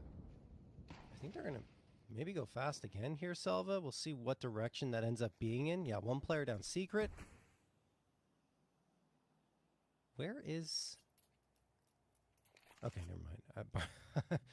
Where's Got Bart? two down the vents already. Yeah. We'll zoom in on the minimap. That's quite nice here. Jota in the danger zone, but there's coverage. There's extra health coming through, and the kills start to flood on in. Eventual trades to try and take some space. Nython providing some security as Tomate lurks his way out and towards this A side, calling for his teammate to join forces here. But Levi's got a cutoff right now inside of heaven. So stuck right now is Nython. A rock in a hard place. A decision has to be made, and he takes one down here with him. SHC falls. Tomate still waiting on the back of the silo here, hoping for someone to turn that corner a little too relaxed. Yeah, on the minimap, looked like Barton was hiding in a smoke, but actually was at the top of ramps. So that's what I was getting a little crossed up about. Yeah. That HUD sometimes jumps him down. Yeah. Either way, we got a 2v2. 29 seconds left for Selva to get this bomb planted. Tomate's waiting on the A side. And he will be joined by Nython, who plants that bomb. Levi and Barton need to do some work here. Barton hears that Molotov and actually sees it exploding above him. I don't know if they're going for this. I don't think they are. They don't have the kit, and maybe they just want to save the AK. AK recovered. Bad from Levi here. Now the pinch kind of coming through here. Another player now sliding down here. Barton looking for his prize. Just missed opportunity there in the 3v2 to try and capture it. Nython keeping his attention turned every which way. I mean, he is certainly re-inspired. A little bit of faith here in the Selva camp, and some one step closer with a round like that that needed to be recovered. Great work from Selva. Opening 2 rounds go their way. Couple of guns saved over by DSG, though, and it didn't look good at the beginning here, right? Urbana gets 2, Jota with 1, but the recovery from Nython was swift. Helped keep his team in the round. And that 2v2 ended up just not really mattering in terms of the manpower because DSG decided to go for the save. Guns were just superior. No kit was available for DSG, and they just decide that it's better to keep what they've got. Not much of an investment around those 2 rifles, though. Do you have 3 on body armor? Certainly could be enough. Ooh, Levy, did he spot the player? He does. He's going to get that frag. Yes, he does. Still finds it through the smoke. Good tracking on Levy's end. 5v4 in favor of DSG. Now Selva's trying to ramp up the speed, and it will lead to 1 frag. Urbano eventually falls. Down to even numbers. Levy waiting with the AK in a perfect spot to punish. Jota is going to slip into the timing. Right? Yes, he's going to get the headshot onto Slash. And then Levy activates. It will be Levy getting the last one as well. Great work here coming through from DSG. And a heart-wrenching round loss from Selva. Looking at their money, it's not great. No, it's not something they could afford right there. It's such a valuable save as well. I mean, I thought maybe it was playing a little safe, going for the 2v2 save call instantly, but yeah, when you're able to bounce back with an AK in hand in the very next round, I think it's such a smart decision in the end. Obviously, hindsight 2020, looking at the result that he brings to the table, he's been playing so good with whatever tool he's been given that makes it happen there with the 3K for his squad. And as you said, I mean, you put it right there. Just heart-wrenching again for Selva. When they pick up some steam, I feel like there's just something that can so quickly shut them down. I mean, momentum was definitely trending in their favor after that first half and the way this second one started. But that's one of those rounds where, you know, DSG didn't invest much. They built up their economy instantly. Almost all the frags go their way. I mean, you see the bank counts of Jota, Barton, and Levy getting very healthy. And on the other side, you have two options. You either go for an eco and you wait for the next round to start, or you force up, see what happens. And with minimal loss bonus coming through, they decided the force buy is the better call, even though it only yields to one rifle, a Galil, and they've got the Scout, a MAC-10, two Tech-9s. Playing slowly here. Nithon connects for an opening frag onto Levy. That will help. They're about to gain some space towards outside as well. Problem is they need to use these two smokes if they want to get down secret cleanly.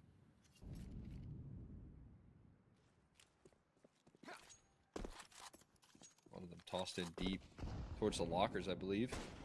Trying to get some space towards the outer yard. Scout identified there towards the outside. But caught side turn. They're trying to set his focus towards secret instead. And another player taken down devastatingly low. And finished off there by the A4. There's still a player on the ramp as well. They don't anticipate Barton's lurk. Hiding in the back lines right now. Destiny chasing him down. He lets his teammate do the rest. His hands washed clean right there as he knocks down the final two. Leading them around by their noses there were DSG in that round. That was beautifully done. Selva panicking a little bit, going down that ramp, not clearing the red box at the back of ramp, and Barton punishes them for it. Jota as well supporting quite effectively. And another nice play was this. Like, Jota gets the first, then sprays down Slash, makes it look like he might be the only player in the vicinity by committing to that so hard. And no, he wasn't the only one. There was one waiting at the bottom of secret to take care of the final bullets needed to find that frag. So very, very well executed on the defense by DSG. And Selva, now having forced up in that previous round, are relegated to pistols.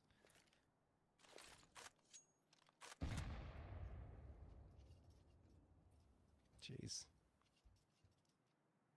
Nice toss from Urbano. Tomate down to half health. Jota's waiting to punish further. Missed the jump.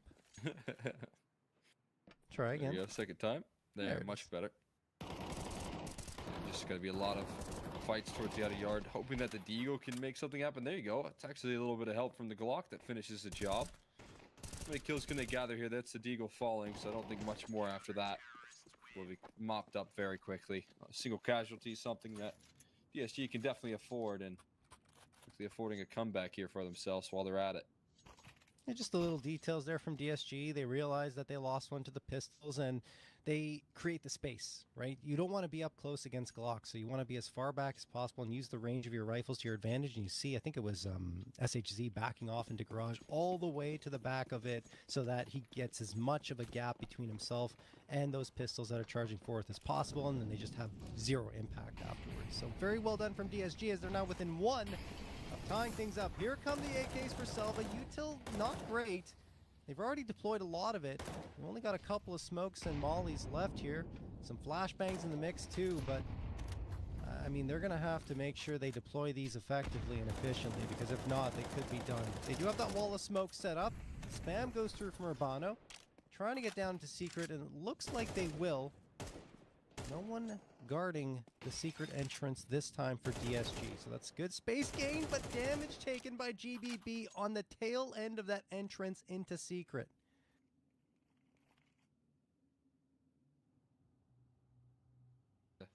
Scale down here even further. They're stalled out by a smoke for now.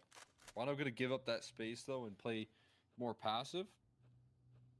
And they've just claimed lobby control. This is very valuable real estate to be taken. Urbano spotting him out as they go down to the lower, fakes the door swinging open, and he's going to stick around. He's committed now. Can't fall away here. Has to deal with multiple players heading in his direction. GBB just so unfortunately low, and Slash's attention was turned elsewhere. Now still a kill traded, and into the site they go, but the rotation's already on the scene. And Barton, too quick on a dime there, is able to turn 3 kills in the round here. It's just Tomate on the lurk with bomb down and towards lower. He's got a long path ahead of him. No, it's He's not going to go for it. Yeah. No way he gets back to that bomb in time. Even if he kills everyone, it won't matter. That bomb. I mean, he wouldn't have been able to kill everyone because it's just not enough time to even get to the bomb. So he decides to save.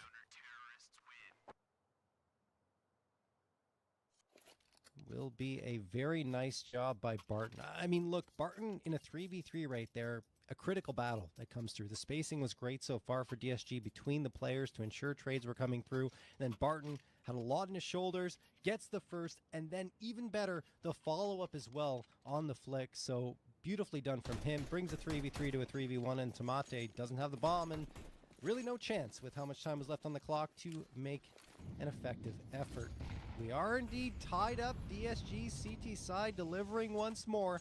Potentially going to take the lead here in a round that features only the Tech 9s and the lone saved M4. They've already lost one of the Techs. Jota playing it well here. He did get overloaded actually, but he spammed through the smoke to get one more before he falls by the wayside.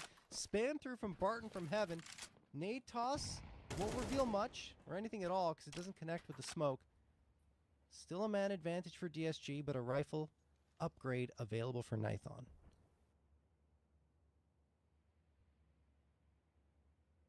Hold on to the space here. Been trapped into secret quite a bit in this half. Sometimes able to fight their way out of it, sometimes not. The smoke's still in their face. A route delayed. Forcing Nithon to take some time on his motion as well. They're at least giving him time to do that. I'm seeing right now that he might try and slide down the vents, but every once in a while you're seeing Urbano jiggle out and look for this exact play, and he does damage while he's at it. Oh. That's not where he wanted the incendiary. In fact, it allows for an easier smoke to be tossed. Nithon slips down the vent, gets SHD right after SHD dropped GBB, but that will allow them a plant maybe into the B side. Definitely now. Tucked in, Levy misses the chance to shot, but Barton will finish off both of them. He's on fire. 2K and the lead. Just taking no time and stepping up here in map 2, right? Instantly dismissing that clutch potential as soon as you see it building right there. It's Barton again to shut it down. Back-to-back rounds where he's been able to impact it in a big way. Double digits landed here first for the side DSG before a timeout comes through from SELVA.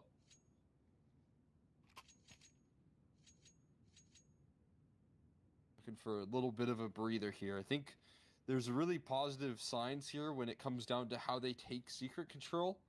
The big kicker is after they take that secret control, they're then met by lobby control taken by DSG, and then that leads to rotates, and then you have to fight that lower side with such heavy defense, quick rotations. It's really difficult to deal with. No question. And I mean, if you look at the score line here, yes, it's only a one-round lead for DSG, but we can't forget 7-5 coming into the half. SELVA win the pistol. They get the conversion off of it, making it 9-5, but it was the anti-force buy that worked out for them. But then 2 guns are saved through, and those 2 guns end up being the difference maker in round number 3 of this second half. And since that point, DSG have honestly just dominated. SELVA haven't really felt like they've been in most of these rounds. And we're going to lose Slash again, so another tech timeout going to need to be called. But yeah, DSG are finding their flow state. Barton in particular, looking similar to what he did on that CT side of Train. And Jota started to activate as well. They've really separated themselves from the pack, whereas at the beginning of this half, they were pretty close together with the rest of their squad.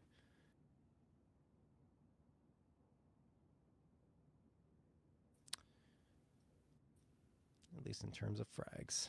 Anyway, 3 more rounds for DSG and they're done. They're off to that deciding match in Group A up against Bestia. SELVA would love to push this to Ancient because then things become a lot more even. I just don't know if it's going to get there, Cole. Yeah, I mean, obviously still fighting uphill. You're hoping that this little breather that they take here and that pause before the tech pause is enough to bring home some discussion.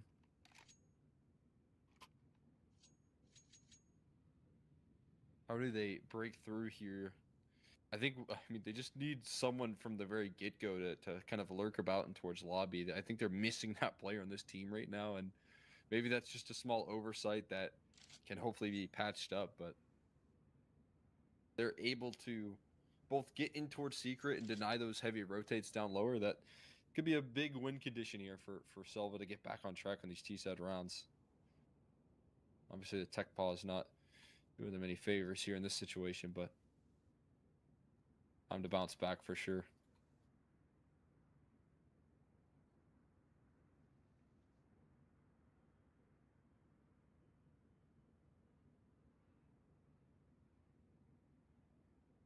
I want to see if SELVA have much more left in the tank, right? I think that's the big question that they need to find out right now is how much more they can do to try and get back into the swing of things. We do have Slash back in the server on a quick restart, but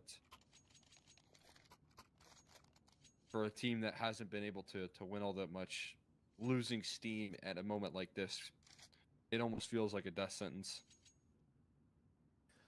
It really does. And we already highlighted how good DSG are on their CT side. And we're starting to see why with the way that they're disposing of SELVA. I'd say probably last chance for SELVA right here. I mean, I know the loss bonus is racking up for them, hitting 3,400, but if they don't win this round or at least get a bomb plant out of it, I don't see how they get across that finish line with a win. 3 AKs, the op and the Galil. Urbano's watching from top of hut here over the tippy top of the smoke. There's a decent sized gap, but he's going to close that up with a smoke of his own. So now no visibility for SELVA can be gained towards this site. And Jota ensures that Destiny has no visibility in the round because he's gone.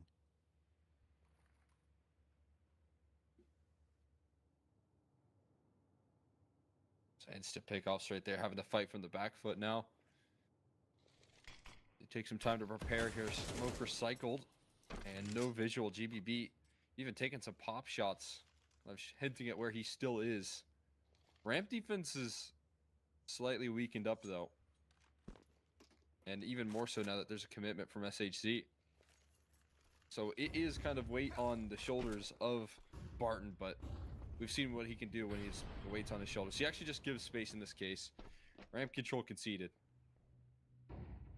Don't mind it. I mean, he's got Jota supporting. Now he can tuck into the cubby and wait for contact with Jota and then slip out when the time is right. Back gets the headshot first, and then Jota goes down. But Barton's still doing work. He gets a third, almost the fourth too. Barton is on something right now. 3v1 all off his back.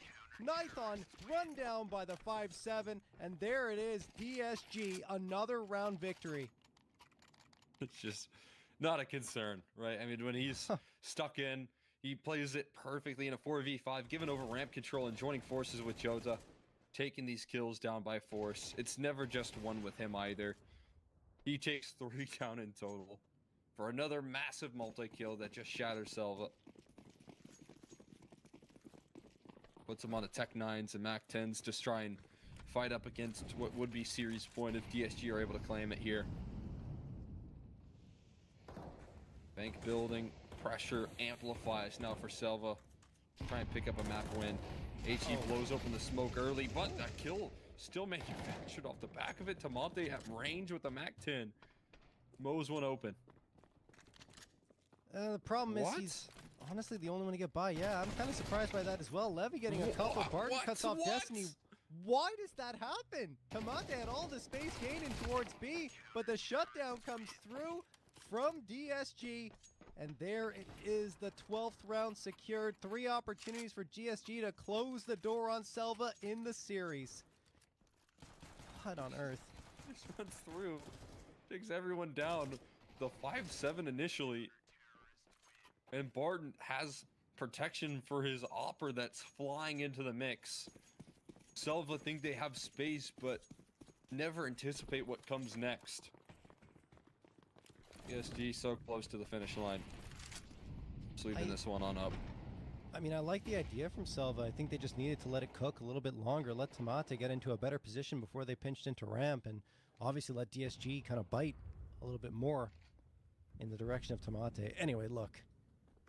Nothing they can do now except focus on this round. Urbano will be the first victim to GBB. That said, look at the damage that has been done. Barton, cleanup crew? No, only gets 1. But Levy will find the second after Tamonte connects onto Barton, so it is down to a 3v3. Smoke's gonna fade. Slash might be able to sneak on down here, especially with that kill from Destiny, forcing to rotate. What about his toes being tapped on out, but the bomb, I think, is scaling lower. Or is it stuck No, in it's in hut. lobby? Okay, Nighton not in the worst Oh, of no, positions. no This way. is unbelievable. This can't be happening, Jota. He's gonna put a terrible, terrible ending to this round, or at least attempt to. Still unseen. Nighton's not gonna believe his eyes. There's no way. Oh, Jota finishes off Nighton. Levy gets Destiny. This might be done now.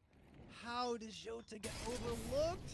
Just so fortunate, then waits and waits and waits and bides his time. Still needs to get the last here onto Slash. 20 seconds left to try and find a bomb plant and a frag, and Jota knows that Slash is under pressure, so he's not going to move a muscle. Waiting behind the silos here on the site. 10 seconds now. Slash has to get a move on, and he won't be able to take another step because Jota puts him right into the ground. What a round from him, and a great series from DSG. They do indeed end this 2-0. A bizarre ending, but a fitting one where it feels like nothing can go wrong for DSG and everything can for SELVA. Nighton left with the bomb on his back, and just a small visual given over to Jota, but he plays with this food for so long. Ends up ripping this round away from him.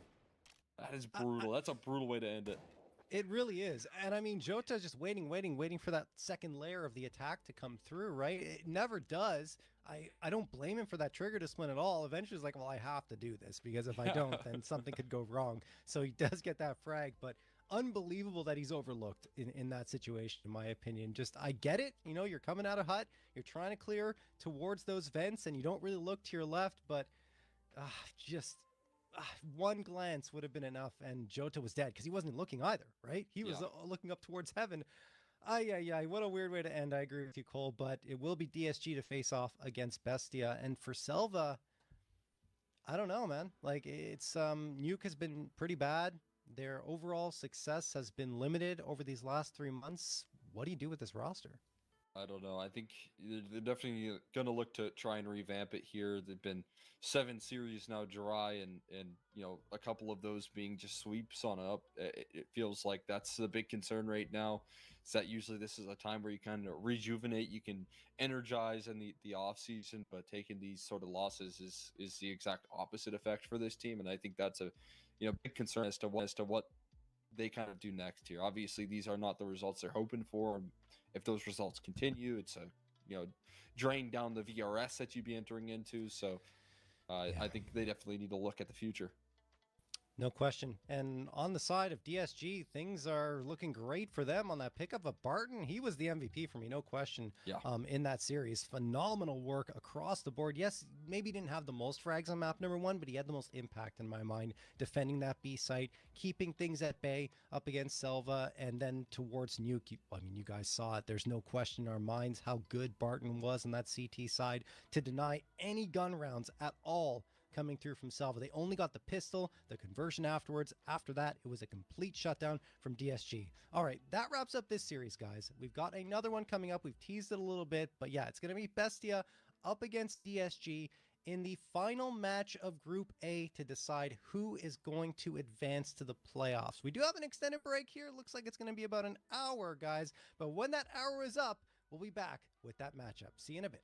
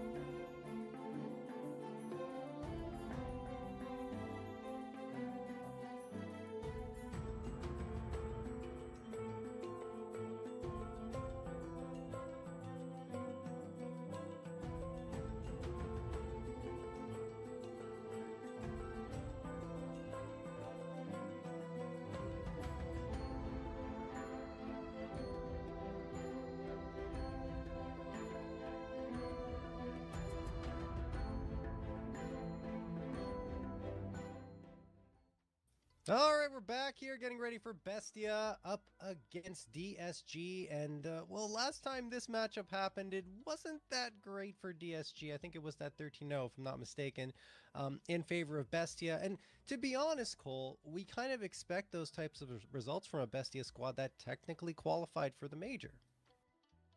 Yeah, I'm right there with you, right? I think that's kind of our expectation. You know, Bestia also seemingly looking just pretty revitalized here. Doesn't seem like the missed opportunities not actually getting to attend the major costed them all that much, because they've been able to make deep playoff runs, maybe not necessarily accomplish like Right. first place prizes, but still, you know, they're keeping up momentum in a very, very challenging scene here in South America. So expectations are still pretty high for this team. And when it comes down to playing up against a team like DSG, a roster that has lost an organization and is trying to build pieces that have been kind of dipping down into their ranks, it does feel like they should be able to topple the rosters like this.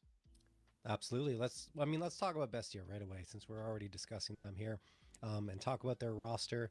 I think it's hard to talk about this roster without mentioning Kaysen. I think he's been very solid with the AWP for them. Top rated player as well at 1.16 rating. KDR is fantastic, but you kind of expect that for an opper because they're saving a lot. Around him, Thomasin has been good. Luchov as well. I think that overall that top three has been fairly consistent in those roles, but you know, Noxie's had his moments as well. He calls really well, but he's also able to, you know, frag out in certain situations. I think overall, this is a pretty solid roster. Yeah, I couldn't agree more, man. I mean, I love the construction here. I was a little bit concerned in a certain sense with how they started off the year with the adjustments that they kind of made around Thomasin's roles and what he Right. was doing.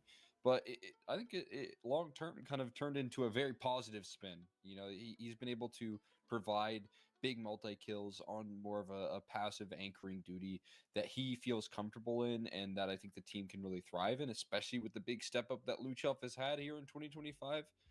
It maybe doesn't necessarily mean that Thomasin can be maybe a all-star level performer when it comes down to entering into some of that international competition, like a lot of people thought he would be towards the tail end of last year. But I think he still provides a very valuable role in this roster, and that's what makes the construct of this team so valuable. Is I think him being a little bit more sacrificial, allowing for players like Kaysen and Luchov to really shine in this team. All right, I think that pretty much sums it up. Well, let's talk about DSG again here. We saw them perform well in that previous matchup, disposed of their opponent, and now they jump in here and they're trying to make it into the playoffs. Barton looked phenomenal. I think it goes without saying that he was the key piece to their victory on both maps. And then you look beyond that, Urbano had his moments. Levy was great with the AWP, in particular on Train, and Jota was shining in certain moments. I think also on Train was the better map for him. Again, like the DSG squad against, I'd say, lesser opponents look very good. Maybe like, let's say the opponents that Bestia should be beating or near that Bestia point. But once you get to the Bestia level, that's when this team starts to struggle a little bit. Yeah, this is a whole new step up, right? When we looked at how they were getting away with some of their big victories and rounds there, I think Selva, you know, in a certain sense, were missing trades, missing Yeah, kills that should be coming through on paper. Barton's job is you know a lot easier when that's the case, right? When the team is a little slower to react sure. and the mechanics aren't as sharp. But here, can he keep up that same form when it's up against a lot more tougher competition? I still think Barton has that capability in his bag. I still think he's a player that's capable of bringing that on in. But he's one of the more proven pieces. And now it comes down to, can a player like Levy have those big halves there where he's able to dominate the server going up against a much more challenging up on the other end of the server. So this is a matchup that will create a lot more problems than what they faced in that last head-to-head. Yeah, and I also think it's about the map matchups as well, which we'll get into the Veto right now and see like where we're going to end up. Mirage is very strong here on the Bestie side, but it's banned out immediately, right? That's the perma coming through for DSG, so that's actually pretty good on their side.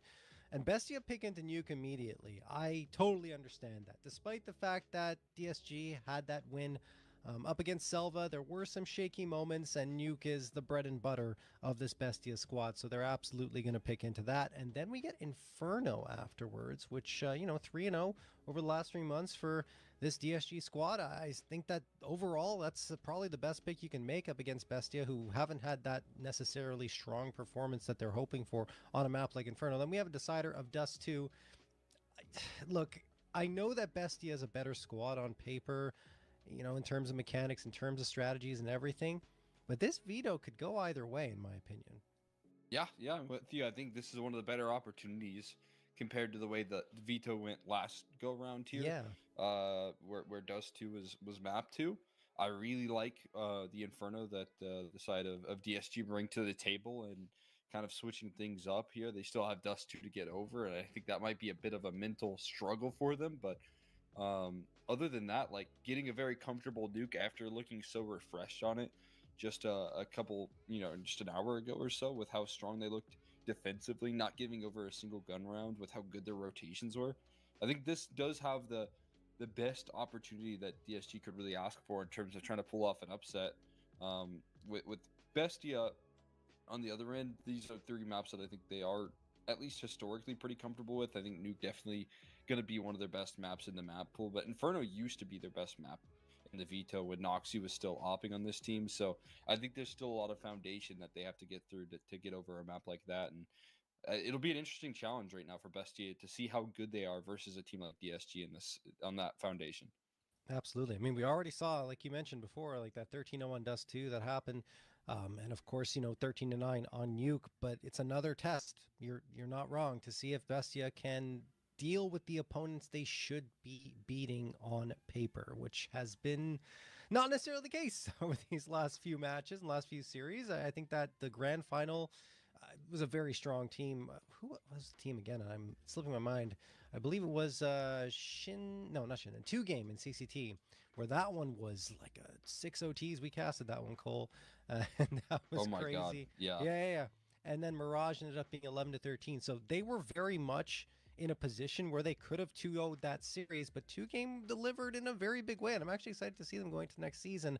And then afterwards, in the previous Thunderpick series, went up against Imperial, who are looking pretty good. They did win it all, and Bestia was defeated there 1-2, despite taking Dust 2 by a score of 13-9. Another kind of close Mirage affair before the nuke kind of ended with a bit of a whimper. So, I mean, look, I think this Bestia squad, like we've already said, they've got the pieces they need. They've got the firepower, the strat book, everything. They've just got to put it all together to find victories in those key matches. I think anything less than a berth in the playoffs for them would be a disappointment, though, here in this series too. Yeah, I'm right there with you. I couldn't agree more. They're hunting for a win. They've come close in the last series, and especially in that CCT that you highlighted, they were incredibly close. It was kind of theirs to win at that point in the grand finals, to be honest with you, and missed out on that opportunity. So, this is a team that has obviously gone through some tough hits, is looking to bounce back stronger and head into this next season. Obviously working during the off season, but head into that next season in tip-top shape and prepared for an opportunity that they won't look to miss out on in the next opportunity that they get, right? The next major that goes around, or any sort of international competition that this team could be entering into as well. All right, let's check out the head-to-head here, guys. See which 2 players will be highlighting. And I imagine, okay, Jota again. Yeah, he's been, like we mentioned, he had some very impressive moments in that previous series. And Kaysen on the other side with the AWP has been that key piece for the Bestia squad. But overall, I think I'm watching Thomasin to see what he can contribute here on Bestia. I know you're mentioning he's kind of setting up Luchov, setting up Kaysen for frags, but I think that, if he can activate as well, that would be even better for Bestia. And over on the other side, talked about Jota. In the previous one, I said, that's also an important piece, but Barton is the one I want to keep an eye on again to see if he can deliver that rifling like we already highlighted. Yeah, I want to see if he can keep it up here versus some tougher competition. That'll be the big case. He's warmed up. He's ready to go. So are we as we hop into the action. We're ready to see how things shape up. Opening map going to be played out on Nuke here, like we closed out that last series on, and now open up on again. And it'll be Bestia starting off on that T side. DSG get to look to continue their efforts on the defense. Feels like we never left, Cole. Back on Nuke. Bestia and DSG. We'll see if Barton can deliver on the CT side as he did up against that previous opponent. And, well, SELVA, that is. Anyway, Noxy gonna get the opener. Barton does get one back. Thing is, Bestia already have this space gain towards B, and it will be a bomb plant. Post plant 4v4 here. Oh, quick headshot coming through from Thomason. Activating late in this round here. Urbano's still looking to breathe some life into this one, but a 3v3 post plant with a lot of ground to recover here before they can even start the conversation. Taking some fights, his team out, traded out instantly. And about half that bomb ticked already before things even get shaped up, but Thomason just overlooks the idea that he could run in towards single door. Sets Luchov up in the 2v1. No. One kill coming through. The defuse has to be stuck though. There is no kit for Jota. He gets off of it, looking for the kill instead. But the round is over, and Luchov gonna add an extra kill to his tally. A little icing on the cake of a round win. No one survives the round as Luchov goes down to the bomb, but that got really close. I mean, very toe-to-toe in this opening pistol. Trades were good. Jota came out huge to give them even a chance at getting that defusal, but the lack of the kit is what really cost them at the end. If they have a kit, it's done. They have the round, it's over. But without that kit, Jota has to stick it, and Luchov winning the fight with his teammate seals the deal. As Luchov gets the last as well for the 2K on the round and the 1v2 clutch. Here we go, second round of play. Bestia ratcheting up the pace, going out immediately into those vents. DSG forced up as well, but the B side is pretty much, a mirror image of what we saw in that first round. Speedy right down the vents here into an instant bomb plant, as you said. Looking familiar.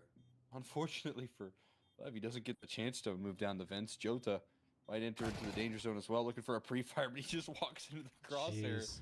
Ended up being a little bit of a unfavorable duel there towards the tail end, and two quick punishments to lead to a bit of a rocky flank. And Thomason should have been dead to rights, but thanks through it here.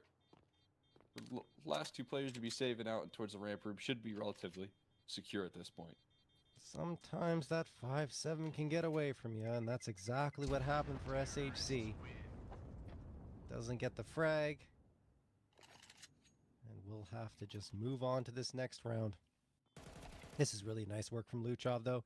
Just holds his ground, as you mentioned. Gets the second as well. Jota walks right into his crosshair. He doesn't even move. Not a single muscle, aside from the one in his index finger to click +1. And that's it. That is crazy.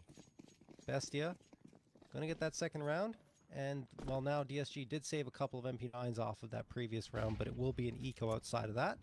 Good flashbangs tossed towards outside. That'll push back the CTs and allow for the smokes to be set up without much of a fuss. That's that. Kaysen gets the opener. And Timo and Kaysen, yeah, they take care of business. Urbano did get one in the mix there, Cole, but this should be pretty straightforward now. Handled. Set up Bestia punishing players that just don't have enough firepower to keep up. P250 looking for a little bit of an edge in, some leverage onto Thomason. It's actually a connection, but Barton left outside looking into a very comfortable A-bomb site. A chance to flank things out. Noxy seems prepared, but that is the bomb dropped to the floor. If he wants to make this round happen, he's got to, chase around the corner, essentially deny the bomb plant, something of that nature, but gets overwhelmed by 3 very quickly. Yeah, I mean, look, it got somewhat interesting, let's say, towards the tail end with Barton dropping the bomb, but he was the last one standing, so eventually he falls. Can't do much more. And Bestia get off to that 3-0 start. Here come the guns for DSG, that op for Levy. We're going to be watching that. Certainly also the rifle for Barton.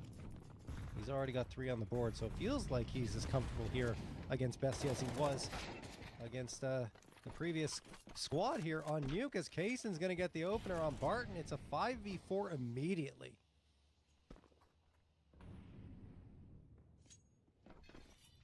Guy down early. Again, that guy constantly good for 2, as we highlighted in the ramp room. And this already is a save call from DSG. They are bailing. Wow. This is a lot more tricky playing up against a player like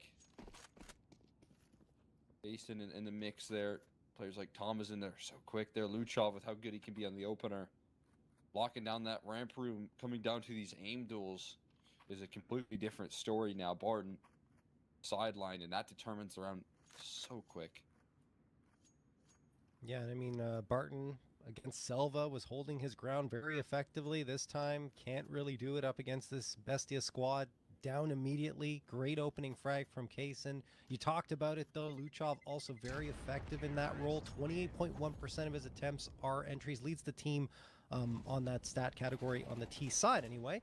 41.9% success, which might not be great, but still, I mean, considering the amount of times he goes for it, it's not too bad. And he does lead the team in terms of a T-side entry rating at 0.98. All that being said, Bestia have been in control from the start here. That first gun round looked good.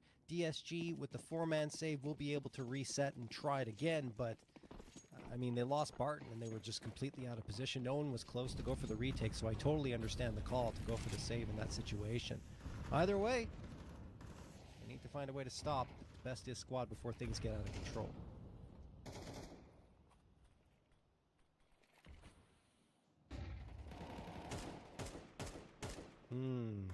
Luchov spots the shoulder there, and Barton was just a little too far out.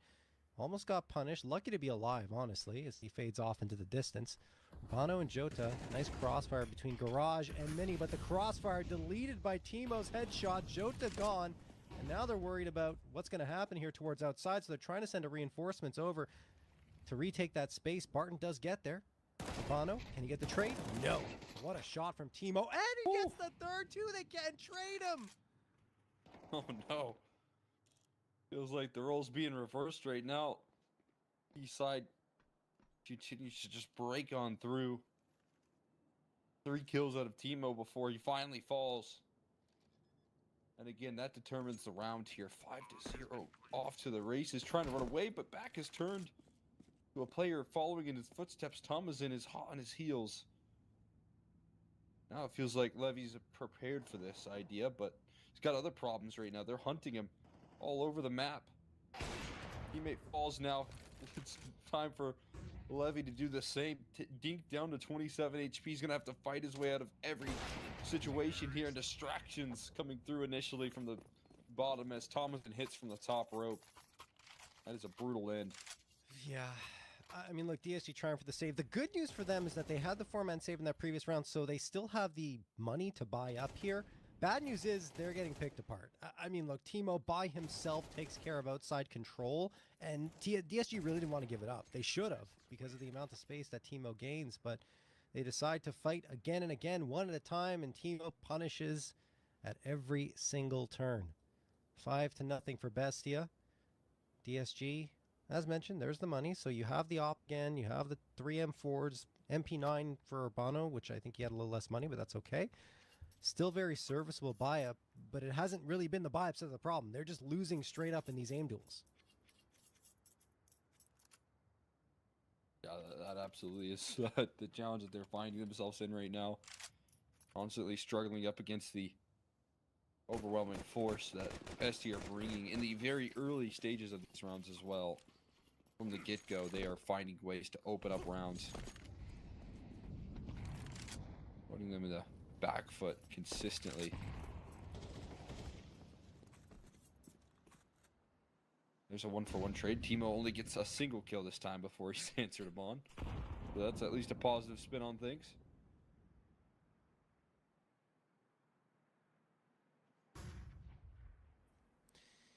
Yeah, but still, I'd say 4v4 to the advantage of Bestia and the T side. Get 1 into secret, that's case. In fact, 3 into secret. Luchov leading the charge. Urbano on the other side with the MP9, but he's pretty far away at a disadvantage up against the rifles here. A nice boost coming through. They get the spot, and so does Urbano. So he might send the reinforcements over. Yeah, definitely now, as soon as that Molotov bursts into the vents, because now it likely has to be a B hit. Noxy breaks both of the windows here in observation. You see DSG, they're scrambling. They're trying to get the edge here. Finally, Levy gets visibility, but he's dropped immediately, and Urbano does get the trade, but I don't think that's going to be enough. His teammates are falling all around him.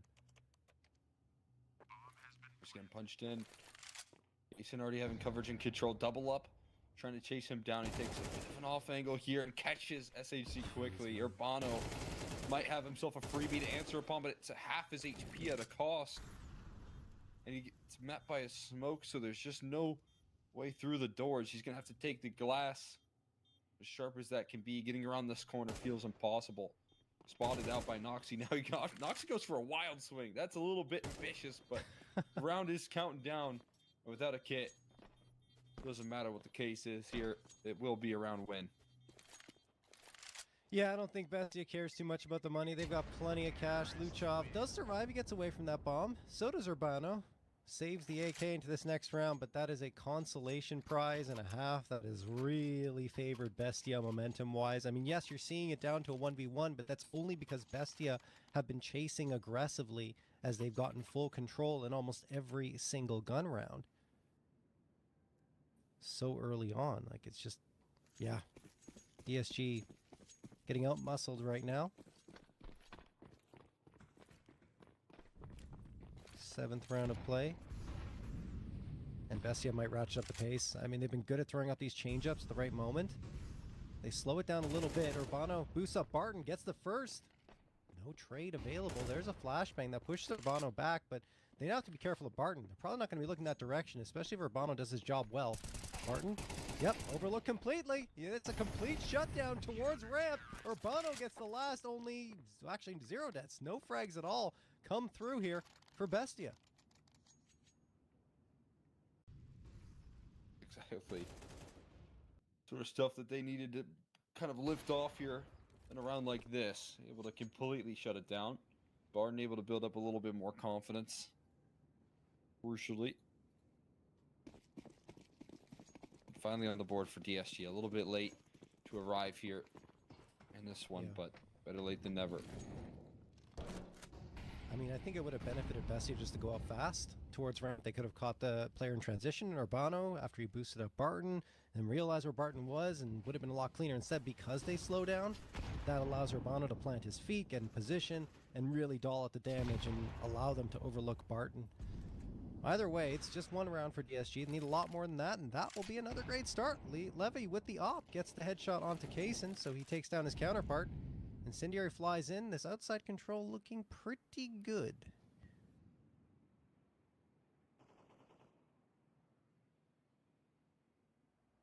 They can continue to develop that. Be on the hunt right now, on the prowl. For a little bit more. Take out of the hands here. Bestia, but on his mission, doesn't really spot too much. We're gonna have to look elsewhere as the 4v5 comes through for this T side, and especially with that information that you kind of see out of the op presence, the confidence from Levy, it's gonna call over for some repositions, not spotting out anything more towards that outer yard, kind of hints at where the next play is gonna be. Well, nice shot from Luchov, and Urbano's at risk, but he delivers to SHC1, and Noxy is the last one standing, and he gets finished off by Levy. Another great round from Urbano and Levy, as DSG get a couple in a row.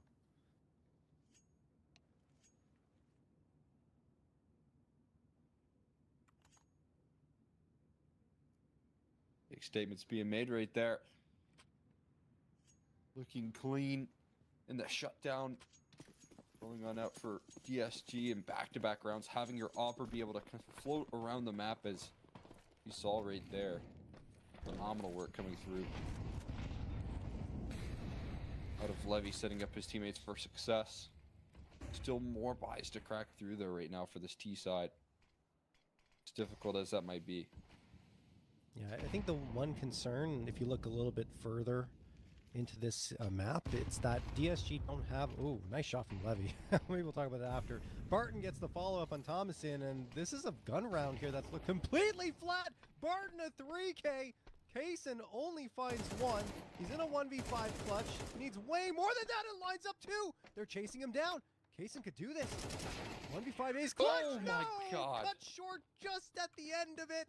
Urbano saves the day, but that almost falls apart for DSG. Small sigh of relief right there. Oh my God. Nearly cut down completely. Kaysen making the impossible nearly a reality there. Urbano isn't so quick on that trade. Barely enough time to spare right there. Just about closing it out there. Bestia call a timeout. Their money finally shattered after a couple of losses in a row.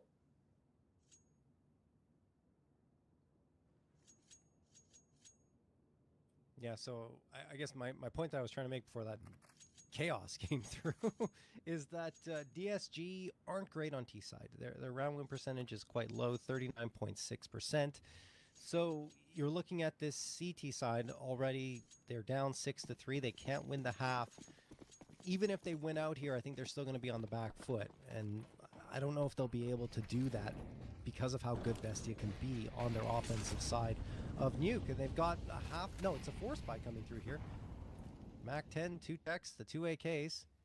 Haven't really been able to gain a foothold in any direction of the map over the last 3 rounds. So that's got to boost the confidence of DSG at the very least.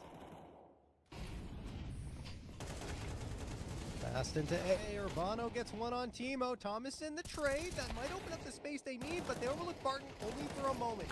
Trade is good there as well. Noxie and Kaysen get a couple more, and the fast play to A is looking like it's working. Only Jota left standing, who is spotted out now. Information gained. Yes, all 3 players are low, but it doesn't matter when Kaysen's already on the flank, blindsiding Jota. There it is, 7th round for Bestia. Look at them maybe having a chance to kind of run away with things right there for the side of DSG to really build into this defense. And then a big change-up pitch goes thrown right in their way. And that will be a huge shutdown opportunity, especially with the fact that Kaysen did so much damage. Yeah. In the 5v1, when he goes down swinging like that and you lose the next round, it is pretty rocking for your foundation right there. That is so difficult now. This tech timeout is brought to you by DSG. They're the ones who called it. Yeah, they just need to get some things sorted on their side. But I agree with you. I mean, look, the amount of damage that was done by Kaysen in that previous round allowed for this to materialize, right? Urbano's got the money because he was that one player left standing, 6.5k, but everyone else is kind of dealing with bits and pieces in terms of the money. So he has to be careful with how he deploys that 6.5k. Could go with a hero rifle. Might not be a bad idea around a half buy for the rest of the squad, and then you'll still have enough money in the follow-up if you're wise about your investment and don't go too heavy into util. But yeah, it's a difficult spot for DSG, especially considering with how convincing they were in the early rounds of those 3 rounds that they won. And then to lose those 4 bodies on the tail end after being so dominant was really painful, and it hurts them because now Bestia will go into that second half with a lead, and we already talked about the struggles that DSG have on their T side, and nothing is guaranteed for them going into round number 11 either.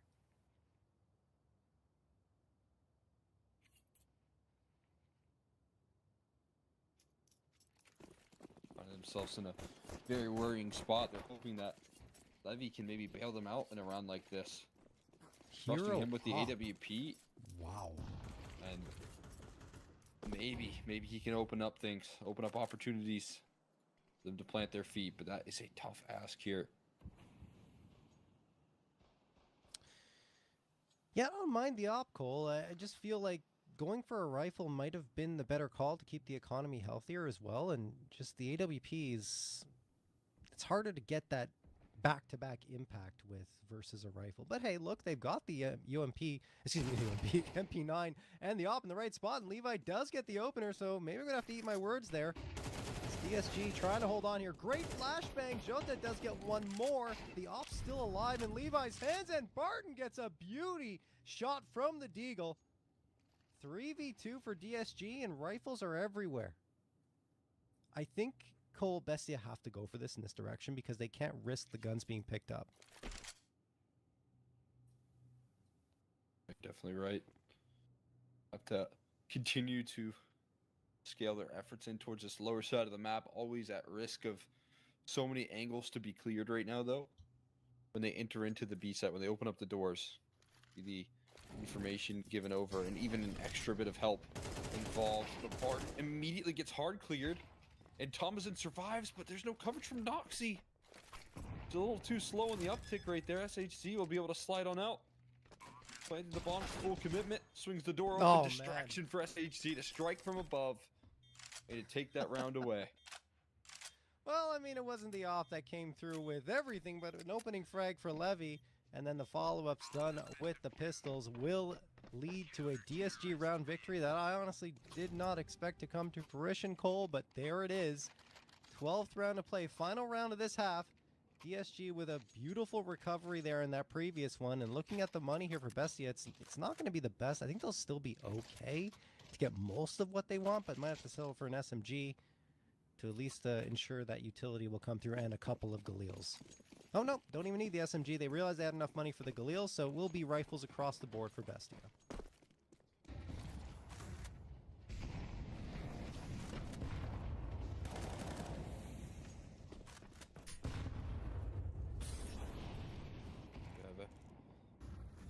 They could ask for here. Rifles for the last round, but not the opening pick that they're looking for. Jota manufactures that one, turns his attention away just in time for Luchov to strike, and Tom is in a little too late. Activate right there, loses one of his teammates for his troubles, but Luchov is quick in transition, is now outside pressing in, but misses out. A freebie of a kill right there on the Opper. SHC gonna punch here. Shadow advantage given over, but still Luchov just not connecting, and he's gonna get overwhelmed. 3 players hunt him down. Great isolation opportunity right there from DSG, and they will take it fully in advantage. Wow, that I didn't expect DSG to keep Bestia at 7, given the way that 7th round was secured and the money situation for DSG, but credit to them, played it really well. They got a great defense again in the early round there, and this time did not even come close to giving it up. Beautiful work from Barton in that half, which we kind of expected given the way he's played today, both in this series and the previous one. And Urbano right behind him at 12. So those 2 players very key for DSG to keep them in this half. That being said, we can't forget, it's nuke. Usually you should be coming out with a lead off of your CT side. That is not the case for DSG, and their T side left a lot to be desired. You know, even up against SELVA in that previous series, right? And SELVA's a team that we kind of expected them to take care of business on nuke. So I don't know. This still feels like it's going to be difficult for DSG, despite those great efforts from Barton and Urbano. Definitely agree with you there. Just starting to face some of these challenges. Looking to see if they can overcome it in a second half. That's going to be challenging. Just really impressed with the efficiency out of Bestia, but also the resilience. Barton and Urbano definitely stepping up when these games get more and more tricky. And Urbano's a player that we said we knew the experience, or rather, Barton is a player that we knew the experience of and knew the potential of, and he really is bringing that in full force right now.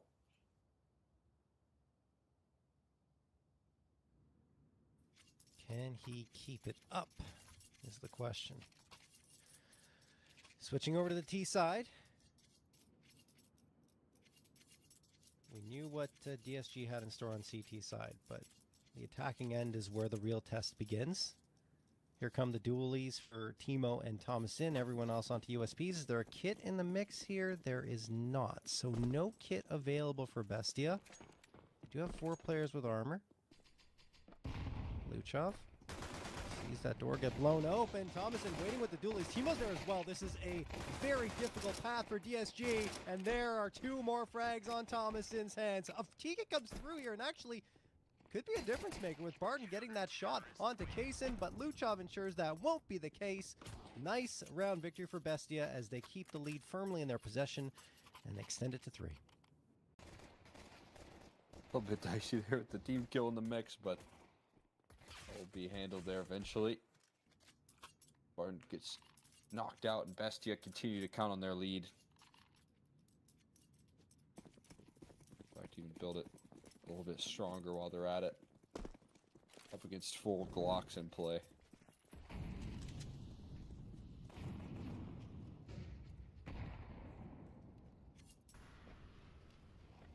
They do like to buy a whole lot of SMGs when they're playing up against these Glocks, so not a big surprise to see that be the case here.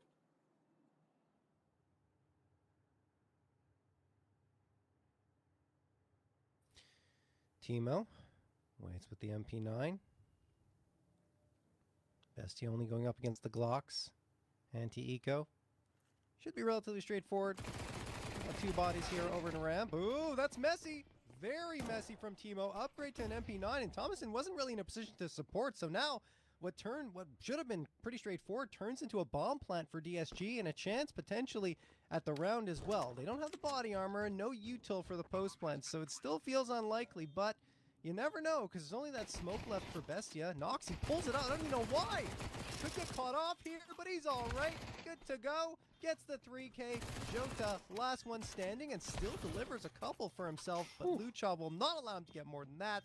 A little bit dicey for Bestia, dicier than expected, and a bomb plant out from DSG, along with 3 frags, isn't too bad.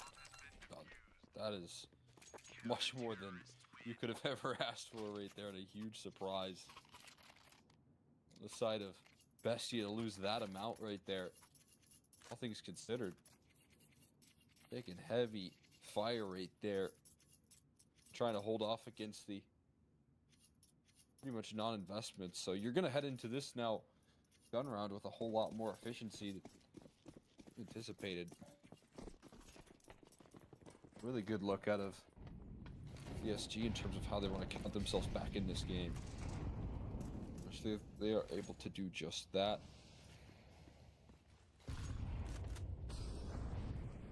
I think one thing that DSG lacked on their T side last series up against that SELVA squad was just conviction or decisiveness, I would say, on their executes. And we'll see if that changes here against Bestia, but if it doesn't, Bestia will absolutely punish even more. There's Kaysen popping up, trying to rattle off a few shots, and does connect on the shoulder of Levy, but that's not nearly effective enough, and I think that'll be the end of him poking his head out there. You know, test the issue, test the waters right there. Be careful to sneak on up. Instead, it's going to switch up the game plan here for the defense, more centric on working in towards this lobby control. But this is so phenomenal from DSG as well. Oh, that doesn't help. No. You have to give it over a big sound cue. A little heads up to the CT side saying, hey, we're just here. You're going to have to figure out a way to deal with this. Noxy. A1S in hand. Hits some shots on a Barton, but it's not good for a frag. Do they overlook Luchov? They do, but Luchov misses his early shots. Still manages to recover for 2. And then Timo supports the perfect moment to keep him alive to continue firing. 2v1 in favor of Bestia after the dust settles here. Levy on his own. Bomb's in heaven, though. Yeah, that's right. Bombs in heaven. There's no chance. And now definitely not, as Levy is dropped to dirt by Thomason. Bestia win the round. Wow, that's just tragic. The sinking feeling knowing that the round is over right there when the bomb drops in heaven. So much being done. I can't believe it from Luchov here. Not only finding the 2-piece, that is already enough. Staying alive for a little while longer, drawing out even more attention. That's the sort of stuff that when your back's against the wall, you have no space to get out from. All you have to do is turn and kill. Able to buy enough time for his teammates to get involved. That's so impressive. It reminds me of Barton's play on Train, right? When he was in a similar spot back against the wall under pressure and still delivered. This time it's on the other end. Thomason is going to get the opener onto Jota, and yeah, this is going to be a farm for Thomason. He gets a 3K.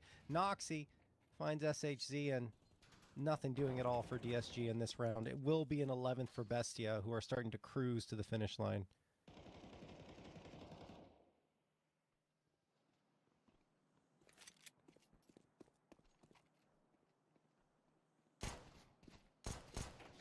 Absolutely are. Divide. Not much left to hold on to right there. Gets hunted down. Charged out. Bestia move on up to 11 now. Showing the signs of their force here up against this DSG team. We knew this was going to be a whole new challenge. Going into this one, we just didn't know how challenging it would really be. Hold on. Confused. That kill looked like he turned away and got a kill somewhere else, but it just looked so bizarre. Yeah. Thomason with that snappy aim. Jump spot for Kaysen.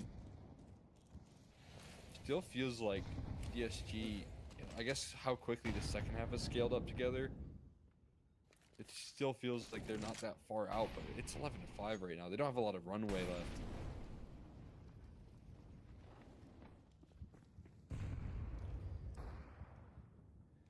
It's got to start here. Otherwise, it might not start at all for DSG. Noxy goes out. Nice shot for Levy. Okay. A little over-aggressive potential for Noxy, and Thomason turns his back on the second player, so he gets traded to 4v3 for DSG. This is the opportunity. This is the chance. The door is cracked open just a touch for them in this round. Kaysen waiting with the AWP.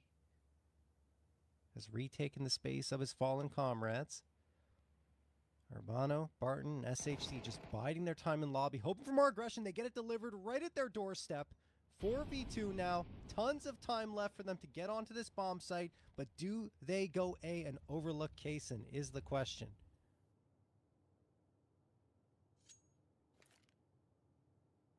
Three seconds left now. Yeah. Kaysen might be on the scene right here, but he's got a shotgun op here in hut.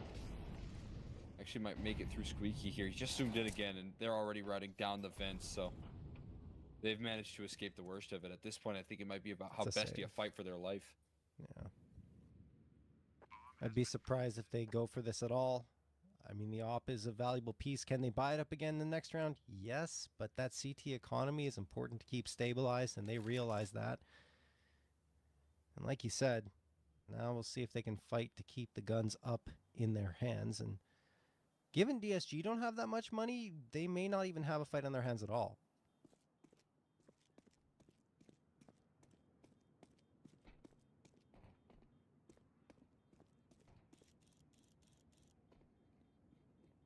Seem like they're too interested in hunting. Not going to be held on to. Very valuable save for Luchov and Kaysen. Hold on to their firepower, and as I said, it's not necessarily out of the picture just yet for DSG to kind of stabilize and get back into things. They're going to need a whole lot more where that came from, though, if they want to. Still feels like the leading forces of this team right now, Barton and Urbano, remains true.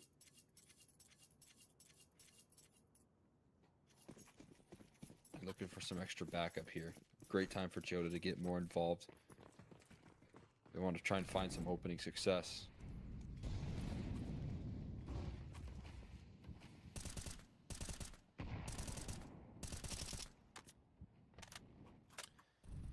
DSG biding their time in the early moments of the round. Only one player lurking towards outside. In fact, I think there's two, one on top of Silo as well.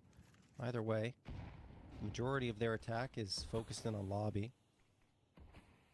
Lots of time available to them. Oh, but Noxy spots out Jota. That's a big find.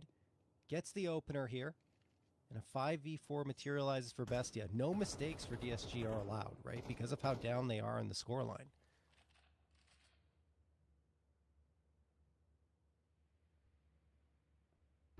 Being able to open up like that. Noxy going to try and lead his team by example. Tom is in a very committed angle, but he backs off just in time for them to slide out.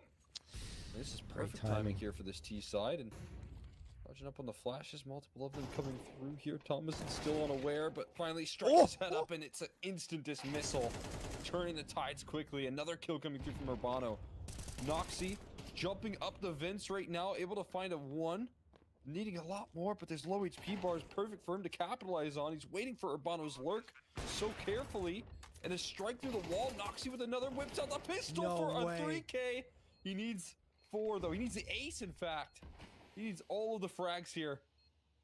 And Levi moving throughout the smoke into hut is the perfect shroud to get on into this round, into this retake. Noxy flying with the kit in hand, but he has to tap the bomb. At least he's unsure of where that flank is coming through, but it's not planted for Levi. He's got to push it, and he's going to be a little too late. He's sticking the bomb, sticking out around the corner. He gets off of it. Wait, what? And it allows for DSG to win. Why did he pull off? Oh my god. Noxy had it. He had it cool. I'm pretty sure if he just stays on that defuse, then it's done. Yeah, he turned away, right? Yeah, he just turned off and... Oh. Wow.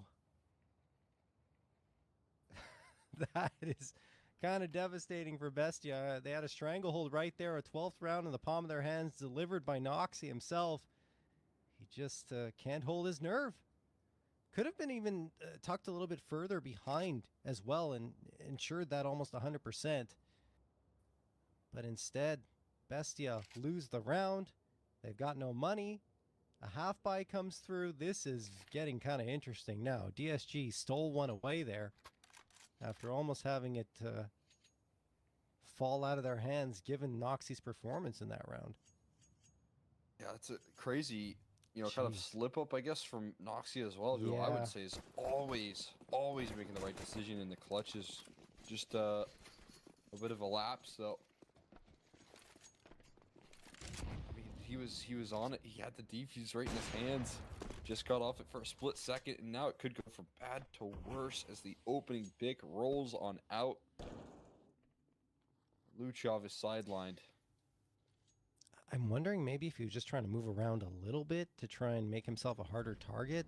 But, that change happened a while ago. The change where you flick off to the bomb and too much and you lose the defusal. Maybe just caught him off. I have no idea. But yeah, that's unfortunate. That being said, Jota and Urbano doing work here up against Bestia. And Timo is the last one standing.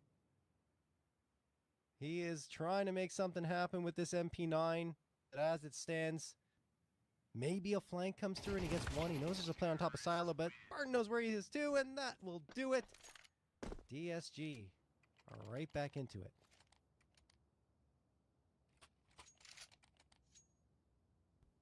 Impressive and pretty sharp recovery here being made from DSG. They can't count this team out. It'll prove to us how quickly they can kind of turn things around. Showing some good resiliency in this head-to-head.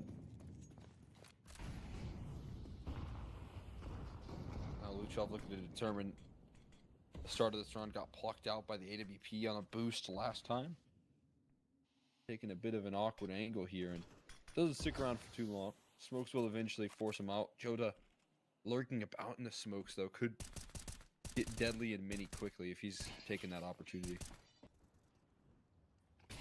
This is Bestia's chance to make that one look away on the defusal just be a memory, and well, that's a good trade from Barton.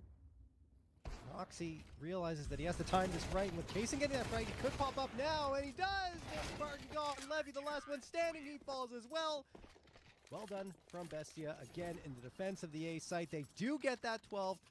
And looking at the money here for both squads, it's still going to be another brawl heading into what could be the final round of the map. He's just too smart when it comes to playing elusive. Just constantly considering the idea of making it on up that. And then when he finally does, it just absolutely devastates on the timing that he chooses. I mean, we didn't talk about it much because of how crazy the attempt was and like the missed defusal, but his timing going up that ladder and then dodging the Molotov and catching them completely off guard was phenomenal. Yeah, I mean, that's a very similar situation, to what he was just in right there. He just, thinks so much about when he finally strikes and usually able to strike when the iron's hot.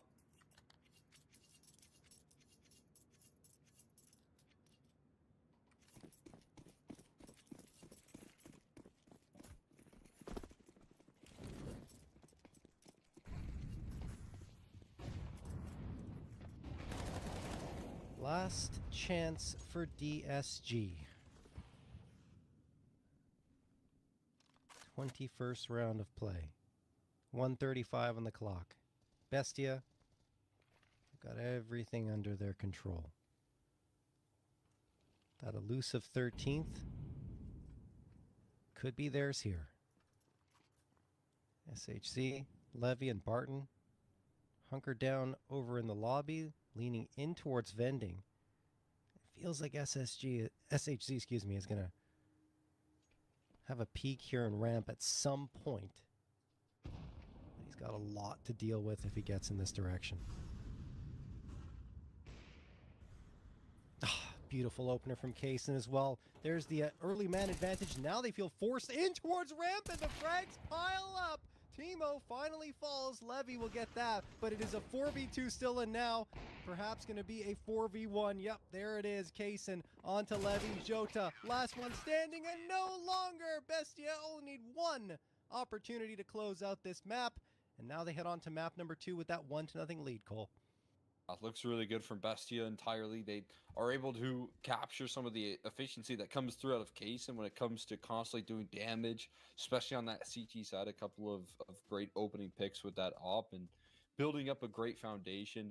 And most importantly, making sure that the missed opportunity from Noxy, the missed clutch, it's a distant memory, that they still capitalize on that and deny a comeback effort from DSG. So that's an exciting form right there. I like to see when Thomason is able to get these nice multi-kills. I saw Luchov do the same thing on that A side. Just felt like everyone really came to play here for the side of Bestia, and that's when I think they play at their best, obviously. Absolutely. And I mean, look, they did a great job. Even though Noxy misses that defusal, we still can't forget that he pulled off a ridiculous clutch to get to that point, right? Like, I mean, yes, he missed the timing, but still, it was an impressive to even get to that point in that round. Anyway, Bestia closed it out. As you mentioned, that's just in the back of their minds now because they got the map victory. Now we head on to Inferno, where I still feel like this is a possible win available here for DSG, right? Because they got a 3-map win streak going on to Inferno. They've beaten Flamengo, Imperial, and Bounty Hunters, which, I mean, Imperial in particular, not too shabby in terms of opponents. And I mean, some of those were close, a couple of them, 13-10 against Flamengo and 13-11 against Bounty Hunters. But if you look on the other side, this is where Bestia have had their struggles. A 3-game losing streak up against 9Z, which, okay. Red Canids, that was an overtime. Shinden kind of sticks out like a sore thumb to me in that category. So I think there's some concerns for Bestia here going to Inferno. Yeah, I think it just shows signs of difficulty because this was a map that I think Bestia were always willing to pick into, 3 or 4 months ago, where they were really, on top of how they played it. I mean, even before that, when, it used to be one of their best maps when Noxy was still opping. So the fact that they do with this newer roster show a little bit of signs of trouble, it might hint at some discomfort in the way that either a player's is role-wise, something of that nature. So we'll see. I mean, that's why I'm really interested to see if this is the test, because I'm right there with you. DSG could really capitalize despite missing out on map 1 on this moment on Inferno. All right, well, 2 are for Bestia, or a map number 3 and a map victory for DSG. You guys are going to have to stay tuned to find out after this break.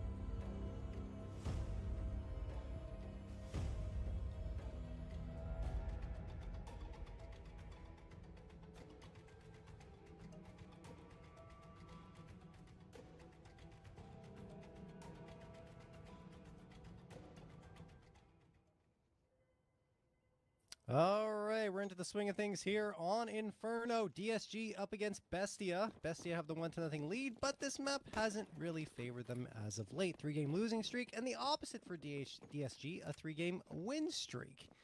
Can they convert that to victory against Bestia, though, Cole? Big question, who's going to turn the tides here? Quickly, it looks like Urbano is interested in landing the adjustments, trying to get this series back on track, and 2 instant openers can do just that. Only taking half of his HP to utility damage at this point, doing so much early on. And a bit of a gambly stack now. It's for the moment just Noxy alone on the site. I think Bestia are going to need a strong CT side if they're going to want to get success, or going to be able to get success here on Inferno. Jota, though, gets the next frag onto Noxy, and, well, Teemo and Thomasin don't really have much to gain here. I think Teemo can save the armor, but Thomasin only has the USP, so he can fight forward if he wants to. Decides against it.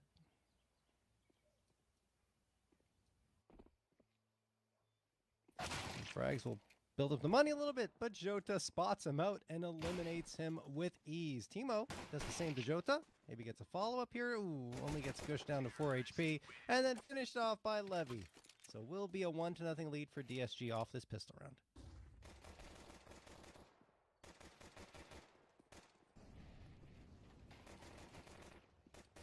Fantastic start with some of these opening duels look coming through from Urbano. Definitely like to see him getting more and more involved in the action. DSG getting off to a good start here to open up this map is exactly what they were hoping for. You got a force buy though, of course, and these have proven to be pretty deadly on the side of Bestia already.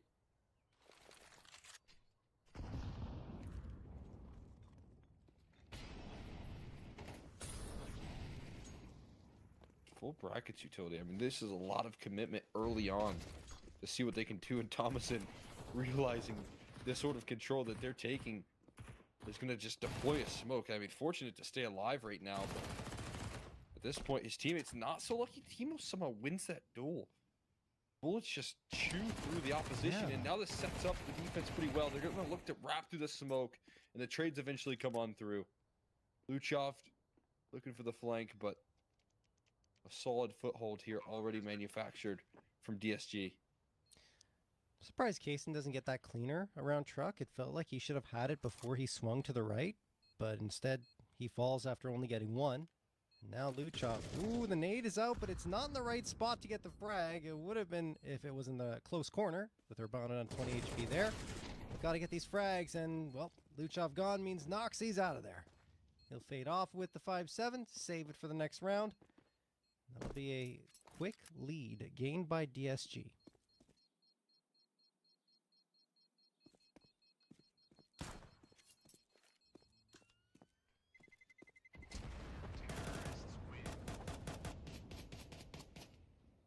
Put together, Noxy gonna hold on to his firepower right there. He can try and survive with. As DSG just overwhelmed the site despite the early slowdown utility that was put into play. Stuff being put out there that can't get past. We'll see a little small upgrades here and there behind the investment, but for the most part, Bestia is still gonna have some tough times. So you got a lot of utility, a lot of nades in particular. Try and throw down range in this round. Noxy loves to build up. Oh my god. Look at those nades sailing towards Kaysen. I was going to say Noxy loves to have a few nades by his side in prominent areas, as SHC is going to take care of Teemo and Kaysen. We've seen it, I think it was on Dust 2, where we were watching in that grand final in CCT, where he was just constantly tossing nades from ramp, and now he's got them at Coffin to throw down Banana. So he's got a lot of, loves to have that near choke points, that's what I wanted to say. Anyway, Luchov and Thomasin going to get a couple of frags here. I don't know if it's going to make that much of a difference once this bomb goes down, and yeah, Noxy down to 1 HP. He'll probably want to just grab a gun off the ground and hightail it out of here.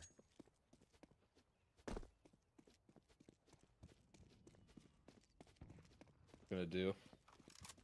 Nox gonna have a tough time finding safe passage, but we'll be able to make it comfortably into this B side without much hunting party to follow suit. And DSG, I'm gonna get 3 in a row.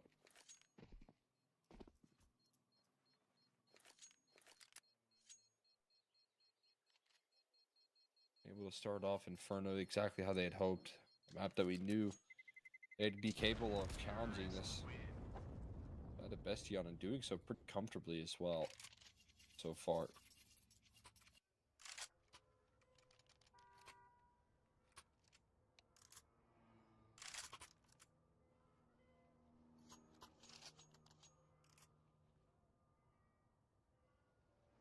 No timeout heading into this one. I know Bestia are a team that loves to use as many of those as possible. Gonna hold off for now. They look to set their sights high. A little bit later down the line. Okay, Urbano gonna go ahead of that smoke. That could cost him. He has to be careful here. Ooh, actually still lost Luchov. I don't know if Luchov hurt him though. I think so, because he's spamming through the smoke, but Urbano's in a beautiful spot to punish if he can slip through, and he absolutely does. Noxy has no idea. Luchov, maybe the same for him on the other end? No, Jota does manage to finish him off. Only 3 HP remains for Jota, but it's still a 5v3 that materializes, and with Bestia so far out of position, unless they get a response immediately here with the spam through the smoke, they probably won't go for the retake, and the damage is there, as you can see. But it doesn't yield a frag, and that means that Bestia are probably going to pull the plug.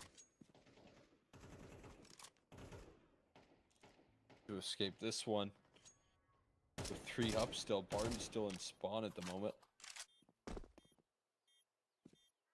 Bestia is just struggling in the early stages. That one just a bit of an overlook on Urbano, who gets himself entrenched. And Urbano, I think, very clearly communicated that, you know, if Nox is going to be flying through that smoke and spamming like that, he probably has some sort of comfort that there's some extra help down Banana as well, and probably heard the presence that was coming through earlier from Luchov. So just great communication coming through on the opening stage of DSG. Stay diligent, not only after Urbano gets Noxy, but to then follow it up, toss more and more utility to make sure Luchov doesn't get away with any sort of heroics in that position as well.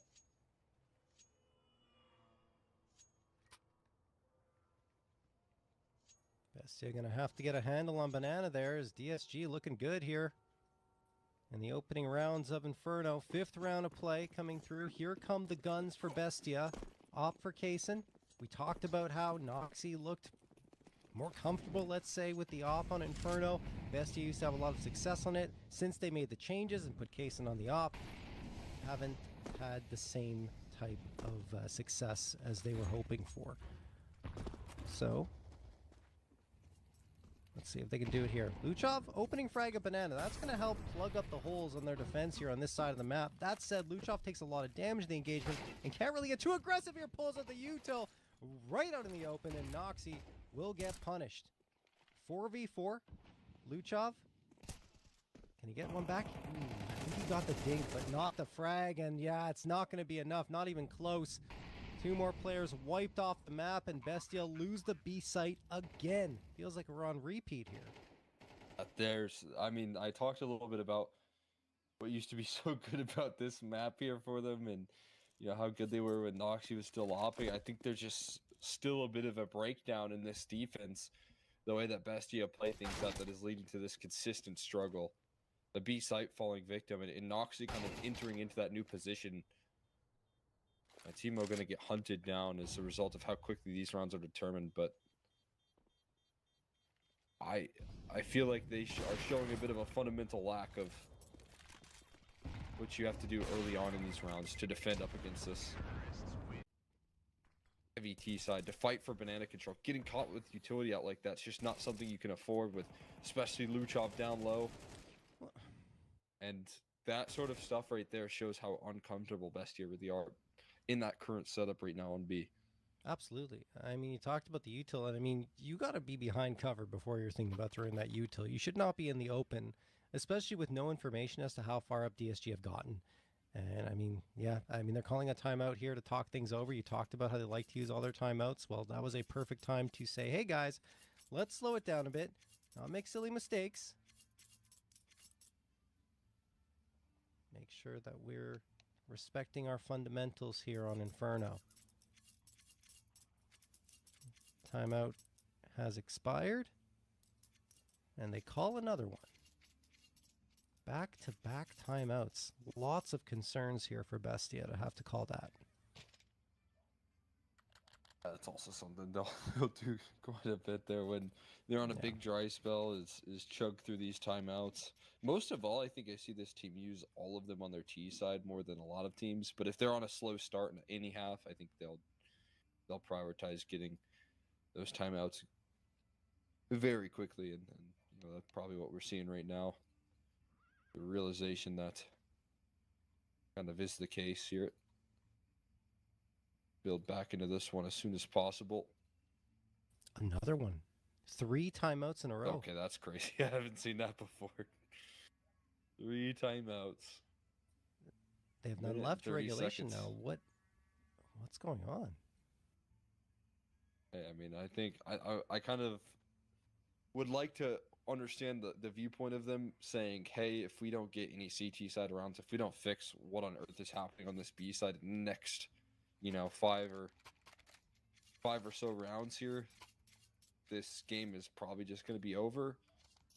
And so let's take the time as much as possible to discuss what's going on here, right? I mean, I guess I could see it from that point of view. If they really believe that there are some major glaring issues, which, I mean, as we can see, not only from the scoreline, but from how they're getting caught, that there definitely is.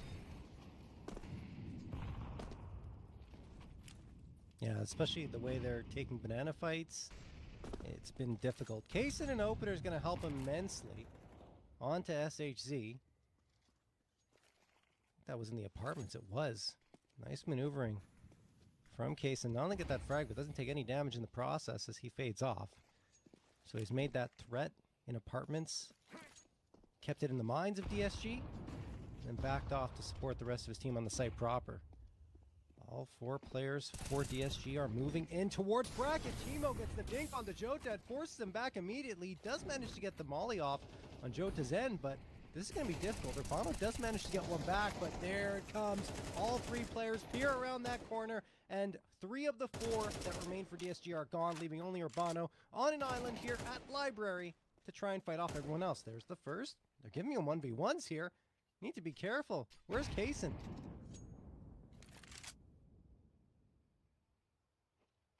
More room for any more isolated efforts. I'm going to be recovered. Oh, God.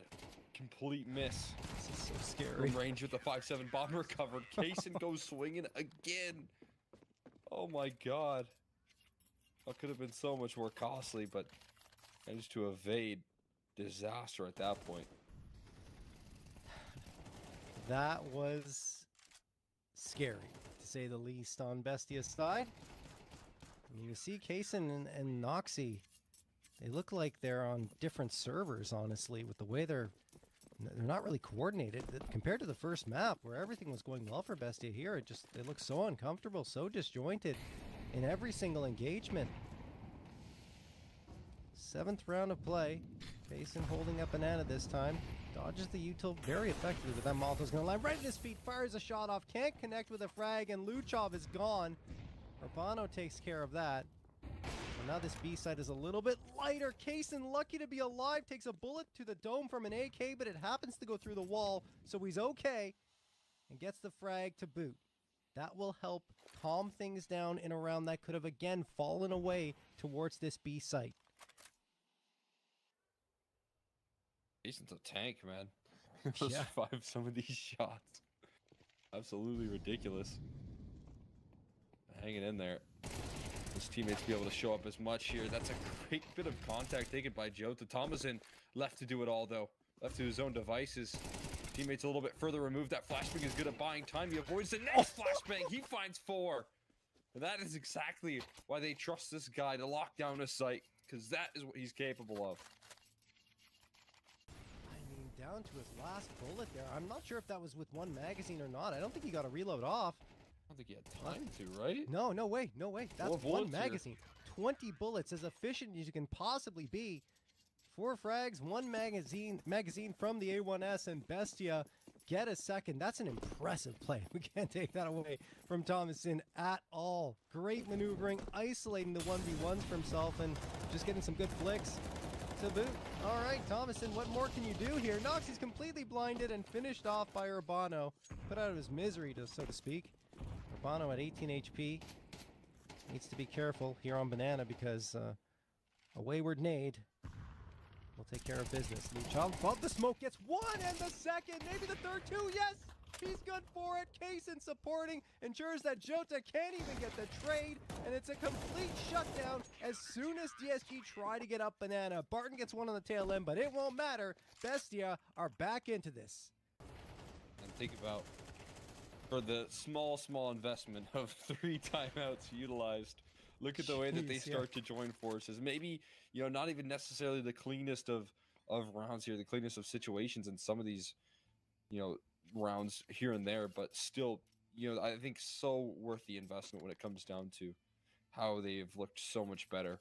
And these last couple have been able to answer the call. Last couple of rounds. This is much more like it coming through from this CT side. A little bit of coordination goes a long way, and taking some time and figuring out how they were going to get to that point was so worth it.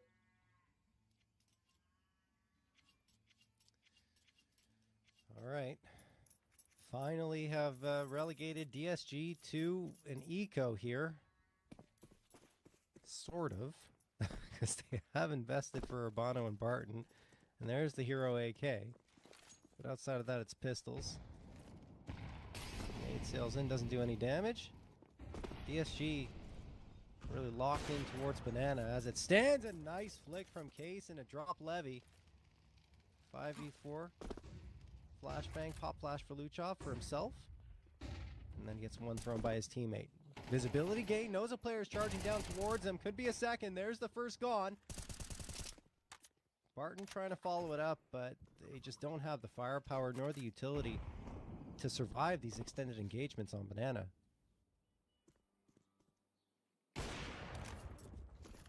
Jason just keeps on sniping away here. The key facilitators. Oh, thought he was going to get sidelined right there, but just at the right time. Devastating headshot rollout.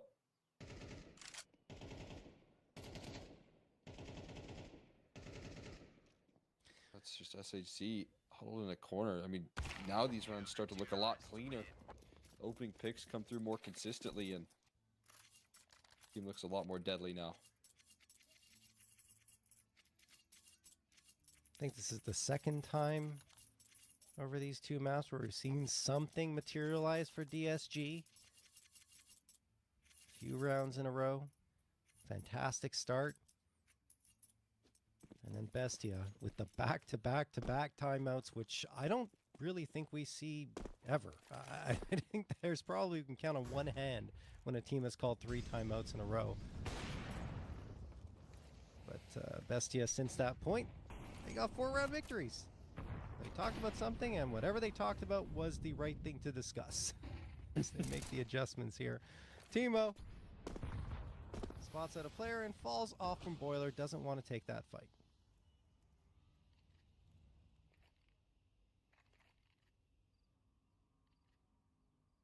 Got this team kicked into high gear now. Again, I think a cost that feels pretty hefty initially, but is well worth it when you start to see the results. B-side looking a little bit more comfortable, having Kaysen get more involved in these opening exchanges. Maybe making sure that he knows what's next here. And speaking of Kaysen getting involved in these rounds, he looks to peer around the corner, gets met by a molly. They're not necessarily allowed to take full visual. But he's not also scared here. He's keeping up the pressure.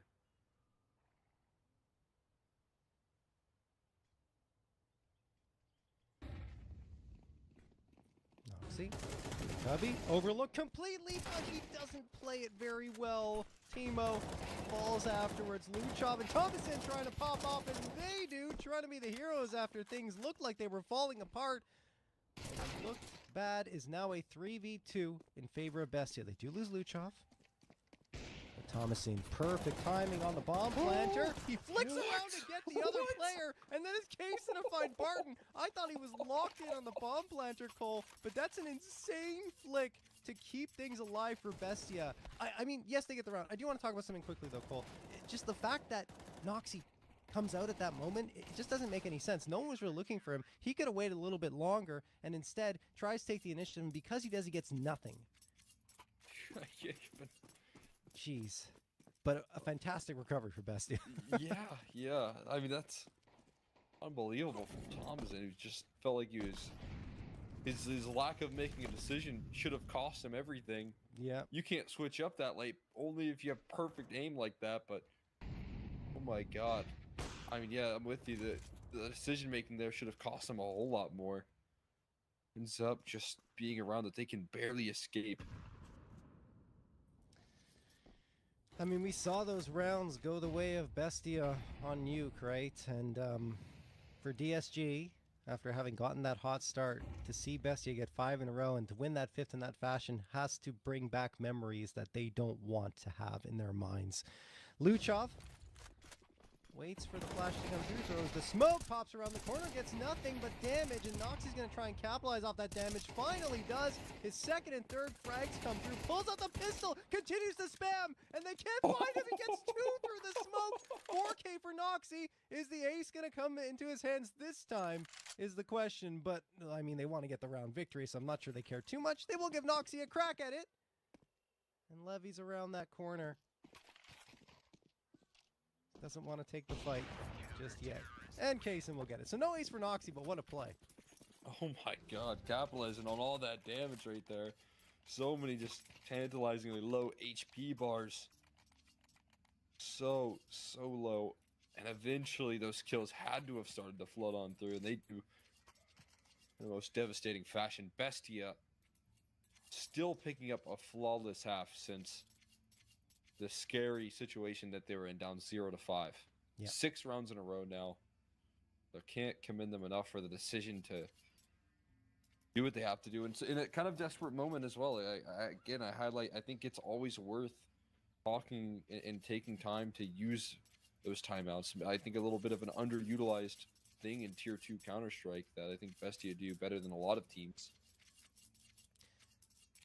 I think it's just the fact is they go all in on their timeouts, right? Which we sometimes criticize teams for not calling 1, but they called 3 because they wanted to be sure they had the time to discuss the changes that needed to be made.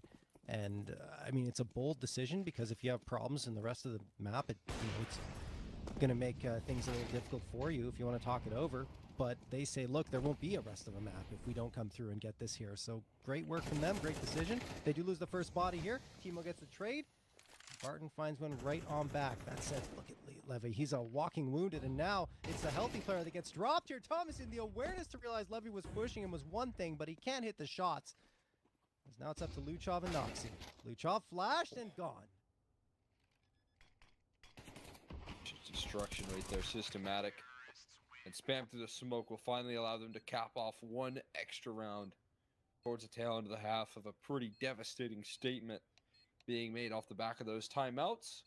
We will see DSG throw a bit of a momentum stopper in the mix, at least to slow them down, slow them their roll.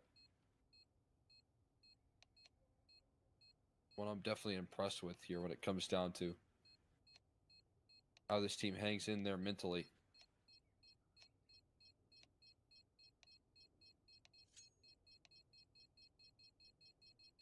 Now we'll see what the T side has in store for Bestia, because if you look at their last 3 matches, the losses that they've had against 9Z, 5 rounds T side, against Shinden, 1 T side round, and then against the Red Canids, they had 6. So, I mean, looking at the scoreline now, if you take all of those T side performances on each of those previous 3 ones, that won't be enough for them to come through with a win here on Inferno. So they're going to need more than that, and no timeouts to build up any type of strategy if things don't go right off the first the first go. Yeah, that's a good point. Yeah, they're gonna have to show up on this T side here. It's gonna maybe amplify the pressure that is put onto Noxie here as a caller. Pretty much the weight on his shoulders to do the talking in the freeze times and make sure that they are able to adjust, because all the adjustments from this point forward have to be on the fly.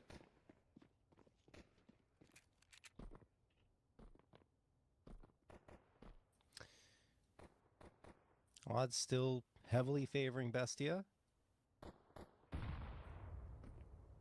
But this one could get very dicey for them. We'll see. DSG have been very strong on their CT side so far throughout both series. We'll see if that changes here on Inferno. Tom seeing the opener onto Jota. Now Urbano gets the response. They've still got two players to deal with. Top Banana. Urbano taking the initiative here. Molotov lands at his feet, so it will force him back. And in the meantime, Teemo's doing work towards the A site, and they've got that under their control. So they call those two players back, say, guys, get over here. We've got A. Let's set up the defenses. Go ahead and leave him on the B side right there. Will not let him in, but there's a big pickup, a difficult one, and a quick trade from Barton as well. If he able to pull things back with a little help from Barton, and now time ticking a little bit lower and lower. They've got to move quickly on this retake. Yeah, no kit.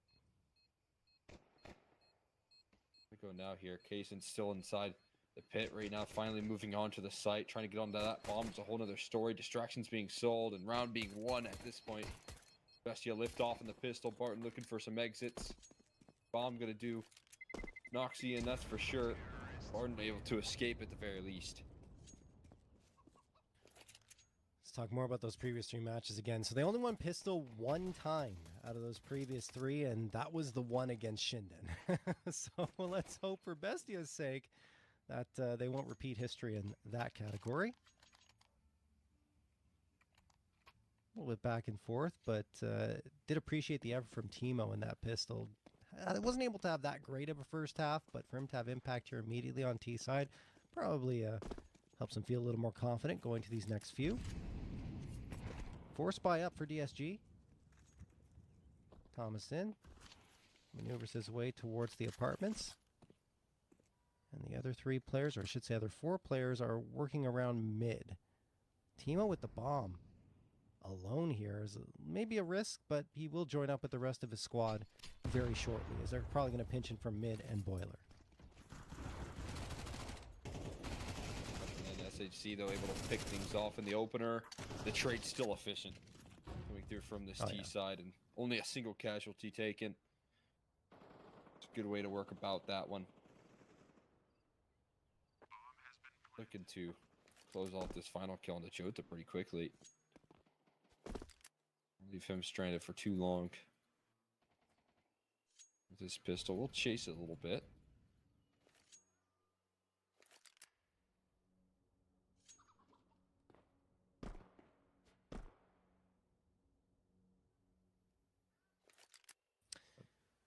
Yeah. Impressed to see Bestia's diligence here on these anti-ecos. That's what they need to bring to the table. No question marks about how they work through these rounds.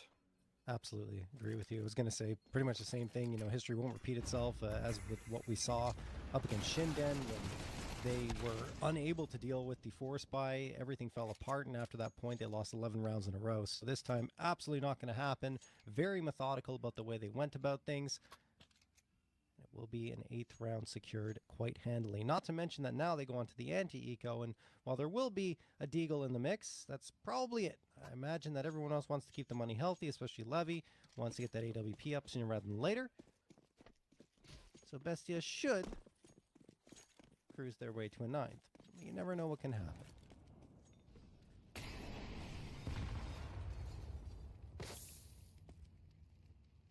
Bit of a tick in the molly right there. Dangerous game, walking on the edge and looking for a Deagle shot, but absolutely nothing granted for them.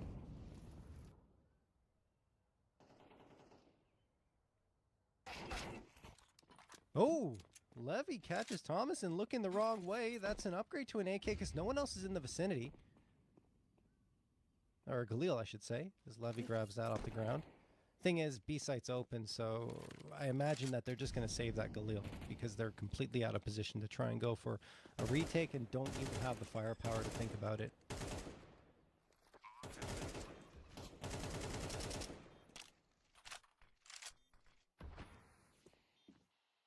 Much more valuable being hung on to. Not a bad save. Kind of playing also a contained game here at the moment.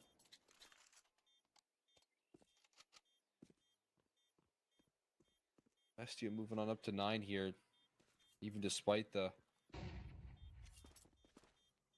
record looking much more favorable for DSG. Current standing is getting a little bit more tricky than what they would have hoped for here. Nice kills from Levy though. 3 off the back of the Galil spray. On for the ace, he will find it.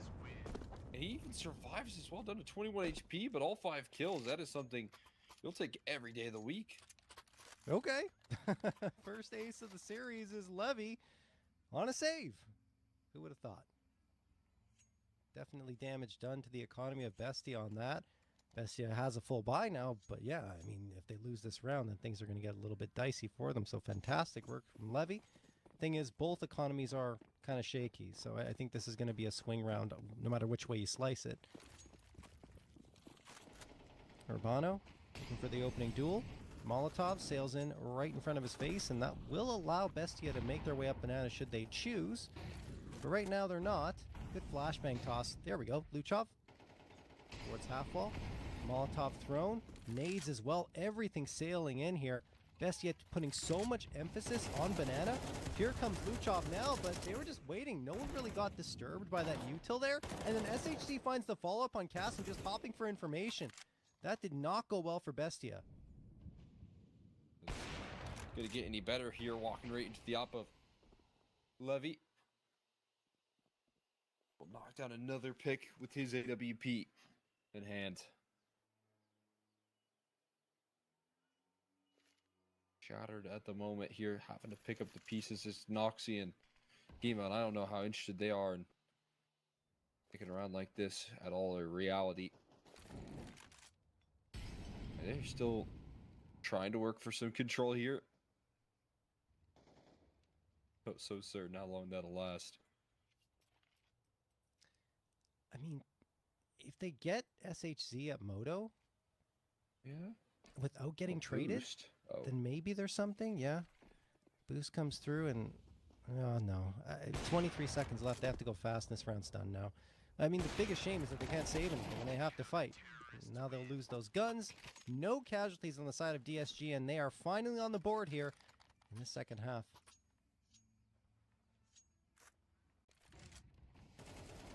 Looking incredibly sharp, much more coordinated out of the get-go from the banana hold here for this CT side as well. Just something that we talked about, you know, kind of took Bestia 3 timeouts, and that ace now is going to be amplified pressure. The economy here. That's coming up. It's going to do a world of hurt to the money. It's kind of double eco territory, so they're going for a force buy at this point.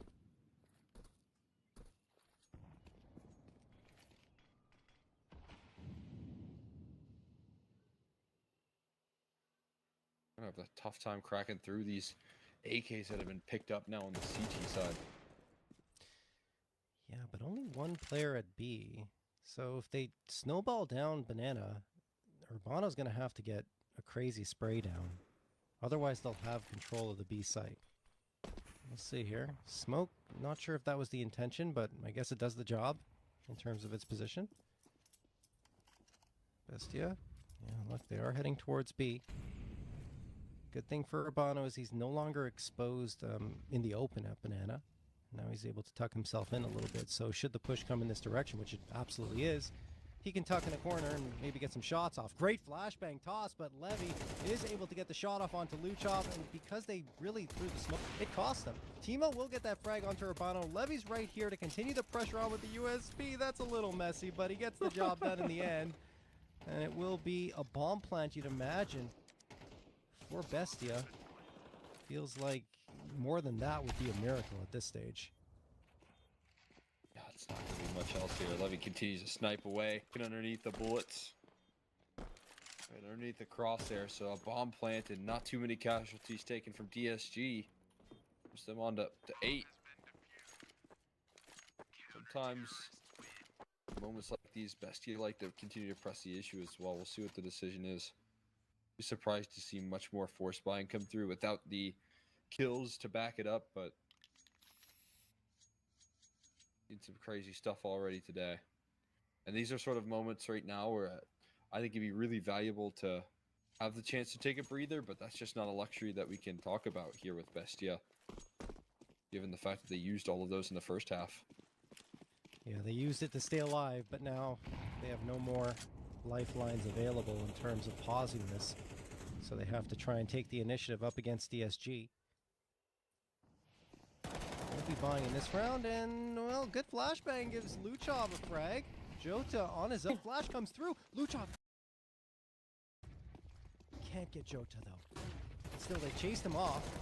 Thing is, now he's got a good position, but he is traded. This is actually pretty good. There's a gun on the ground for them to pick up. Couple of rifles here in a post plant. And they have the smokes to ensure that a bomb can be planted. They just have to get Thomas into the site, and there we go. Bomb did.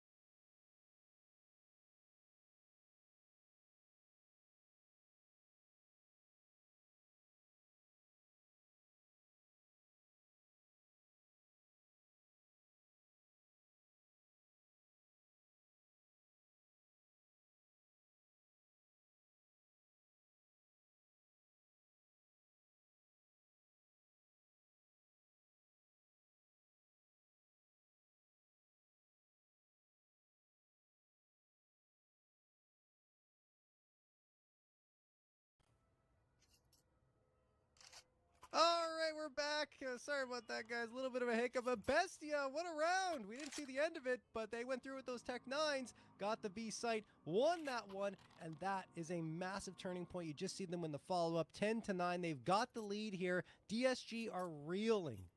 They've got enough money to at least get the AWP and 3 rifles, but should they lose this round, things will get absolutely difficult for them in their hope of getting to a map number 3 and preventing Bestia from the 2-0 victory. Luchov spamming through there over on Banana. Nade's going to sail forward. Oh, 3. No. How is he alive? Barely any damage taken. I don't think they're going to expect him to be here if they continue pushing up, but they won't. Yeah, that was, I mean, a good position from him. I think they were meant for kind of the corner right there, and it ended up being he was playing in front of the car, so manages to evade it. And they set up good on this defense here. This is going to be a perfect setup right now. DSG offering up destruction on the inbound there with Levy Zop combined with the rifle and the cubby. SHZ does get traded out as he swings further, though. Yeah, you're right. Although no one on Bestia really able to capitalize on this window. thing is, yeah, and not to mention the bomb is the one hanging back in Noxy. So I imagine they're going to want to have a look towards B because so much emphasis towards A. What a shot from Thomas, and he gets the follow-up as well. Maybe you go A now. Levi and Jota gone. 3v2 in favor of Bestia. But because the bomb was already rotating towards the B side, Thomason's just going to see what else he can find into A. What a play from him. Is he going to get the pip player too? He does. Thomason, the 3K. And what looked like a sure victory for DSG turns right on its head. Noxy does indeed go back to the A side after that is found. And Urbano, his position known. This is done. 11th for Bestia off of a ridiculous sequence from Thomason. Oh man, Thomason just offering up the ultimate bailout right there. I mean, 3 kills when there was just maximum confusion in what Bestia do next. And that's the sort of late round capabilities that I've always excited to see out of this player. And you know, a big reason as to why they don't want him to go as aggressive as he once was. How they were utilizing him back in the day here. You want him to be able to stretch his legs, figure out what the play is, how to catch your opponent by surprise, because that is one of his specialties here. And when he capitalizes on these moments here, it can be a huge game changer. Finding the opper, finding the follow-up, so decisive in these duels. And that right there, the security blanket onto Barton. Gorgeous stuff. That could be the match right there. Urbano has got the AK from that previous round. Everyone else onto pistols. Some util available. And they're going to deploy it towards Banana, I would imagine. With 2 players heading that direction. You have SHC with a couple of flashbangs. Urbano's dead. He has to be careful here. Yeah, he's gone. Oh, man. The util is up for just a little too long. Nade sails forward. Do they know that he had the AK? It doesn't seem like it because they're falling off that position. Excuse me, they're falling off that position. Can avoid most of their problems here. I think gonna slide out for a freebie. Quick trade though from Kazin. Keep it covered here. AK's recovered and Kazin running back solo up against the AK. Drops it once more. Now it's gonna be recovered once more, but you're gonna feel like that gun's a little bit cursed here. Maybe a curse that you'll have to take up against a serious point here, because Bestia near guaranteed to claim that one. SHC, no armor. Gonna look to hang on. Yeah, you gotta forget about this round. Ooh, was he spotted? I don't know. I'm not sure if Luchov either heard or saw that. But he is headed down towards bottom Banana. I think SHC should be safe to tuck himself in here over at Kitchen. But I mean, you know, consolation prize for DSG. They've lost complete control of this map. It's going to be 12-9 for Bestia for a second map in a row. See if they can hang on and take it across the finish line. Oh, excuse me, it was 12-8 previously. Close enough.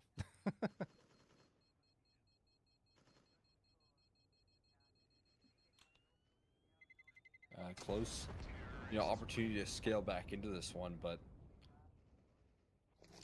I think being able to win that eco, or did they win it? Because I think it was 8-9 when they went through, and then they won the follow-up round. I think they won both. Yeah, they won the eco and then they won the follow-up as well. It was 10-9. Yeah. So I mean, winning that one was just such a game changer, right? And then being able to scale back into it, especially with Thomason digging deep and bailing him out of a 4v3. That is such a game changer. So they just have all of the pieces once again having their moments, being able to shine. Thomason especially showing that he can be a giant in the server still. This is now DSG playing for their life here at this point.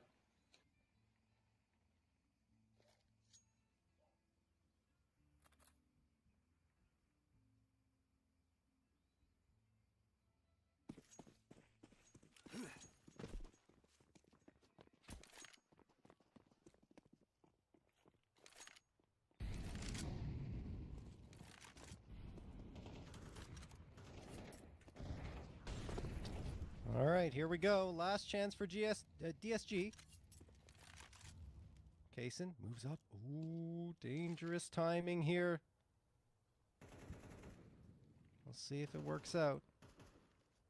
SHC going in, looking for a fight. Levy on top of the roof. Thomason. Come out. Oh, yeah, he does. He gets taken down by Levy. Trade comes in, actually not on Levy or SHC, but Kaysen does get Levy in the end. Shotgun hopping. 2K for him. Teemo's already in the pit.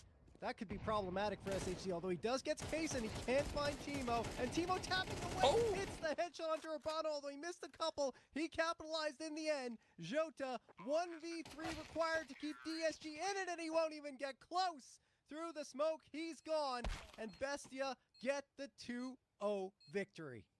Yeah, they are able to answer a lot of the questions. I mean, again, I want to highlight some of the key moments that this team had to play up against right here. And that is the 3 timeouts that we watched play out right there in regulation in that first half. Back to back to back, calling these out. It's a rare occurrence right now in any team. And being able to bounce back midway through a half, understanding that there are some challenges that they had to patch up right then and there.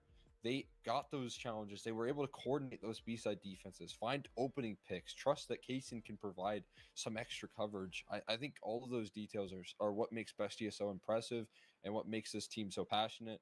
So a very cool victory in particular, in them trying to recover what was once a stronghold of their map pool in Inferno.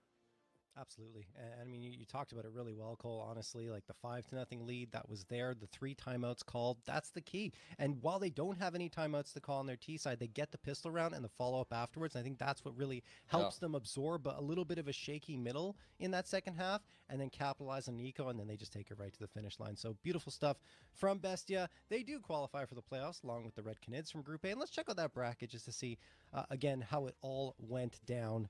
And yeah, I mean, Red Canids were pretty clean, 2-0 against SELVA, 2-0 against Bestia to make it to that to the playoffs. And then Bestia, a little bit more of a rocky road, but let's say up against DSG, that this one, despite looking a little bit scary at moments on Inferno, they're still able to prove that they are one of the top teams in South America right now. Yeah, absolutely. I think that is definitely the case. And I think when you look at this team heading into now playoffs, they're going to have more to prove in the mix as well.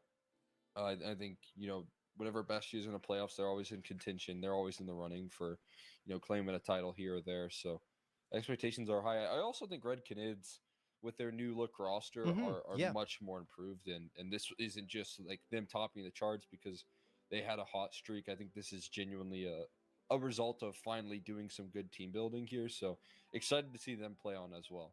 Yeah, like Cold Zera and Venom Zera looking great on that roster. I think the roster as a whole, it has impressed me. Although I feel like they're still trying to get things going chemistry-wise and coordination-wise there. It's starting to happen, and I feel like they could become a legitimate threat as well, maybe more so than they've ever been in the past. But anyway, that's going to wrap things up here, guys, for Group A. Group B still has yet to be played, but tomorrow that will get started. For now, we are signing off, and we hope you guys have an amazing night.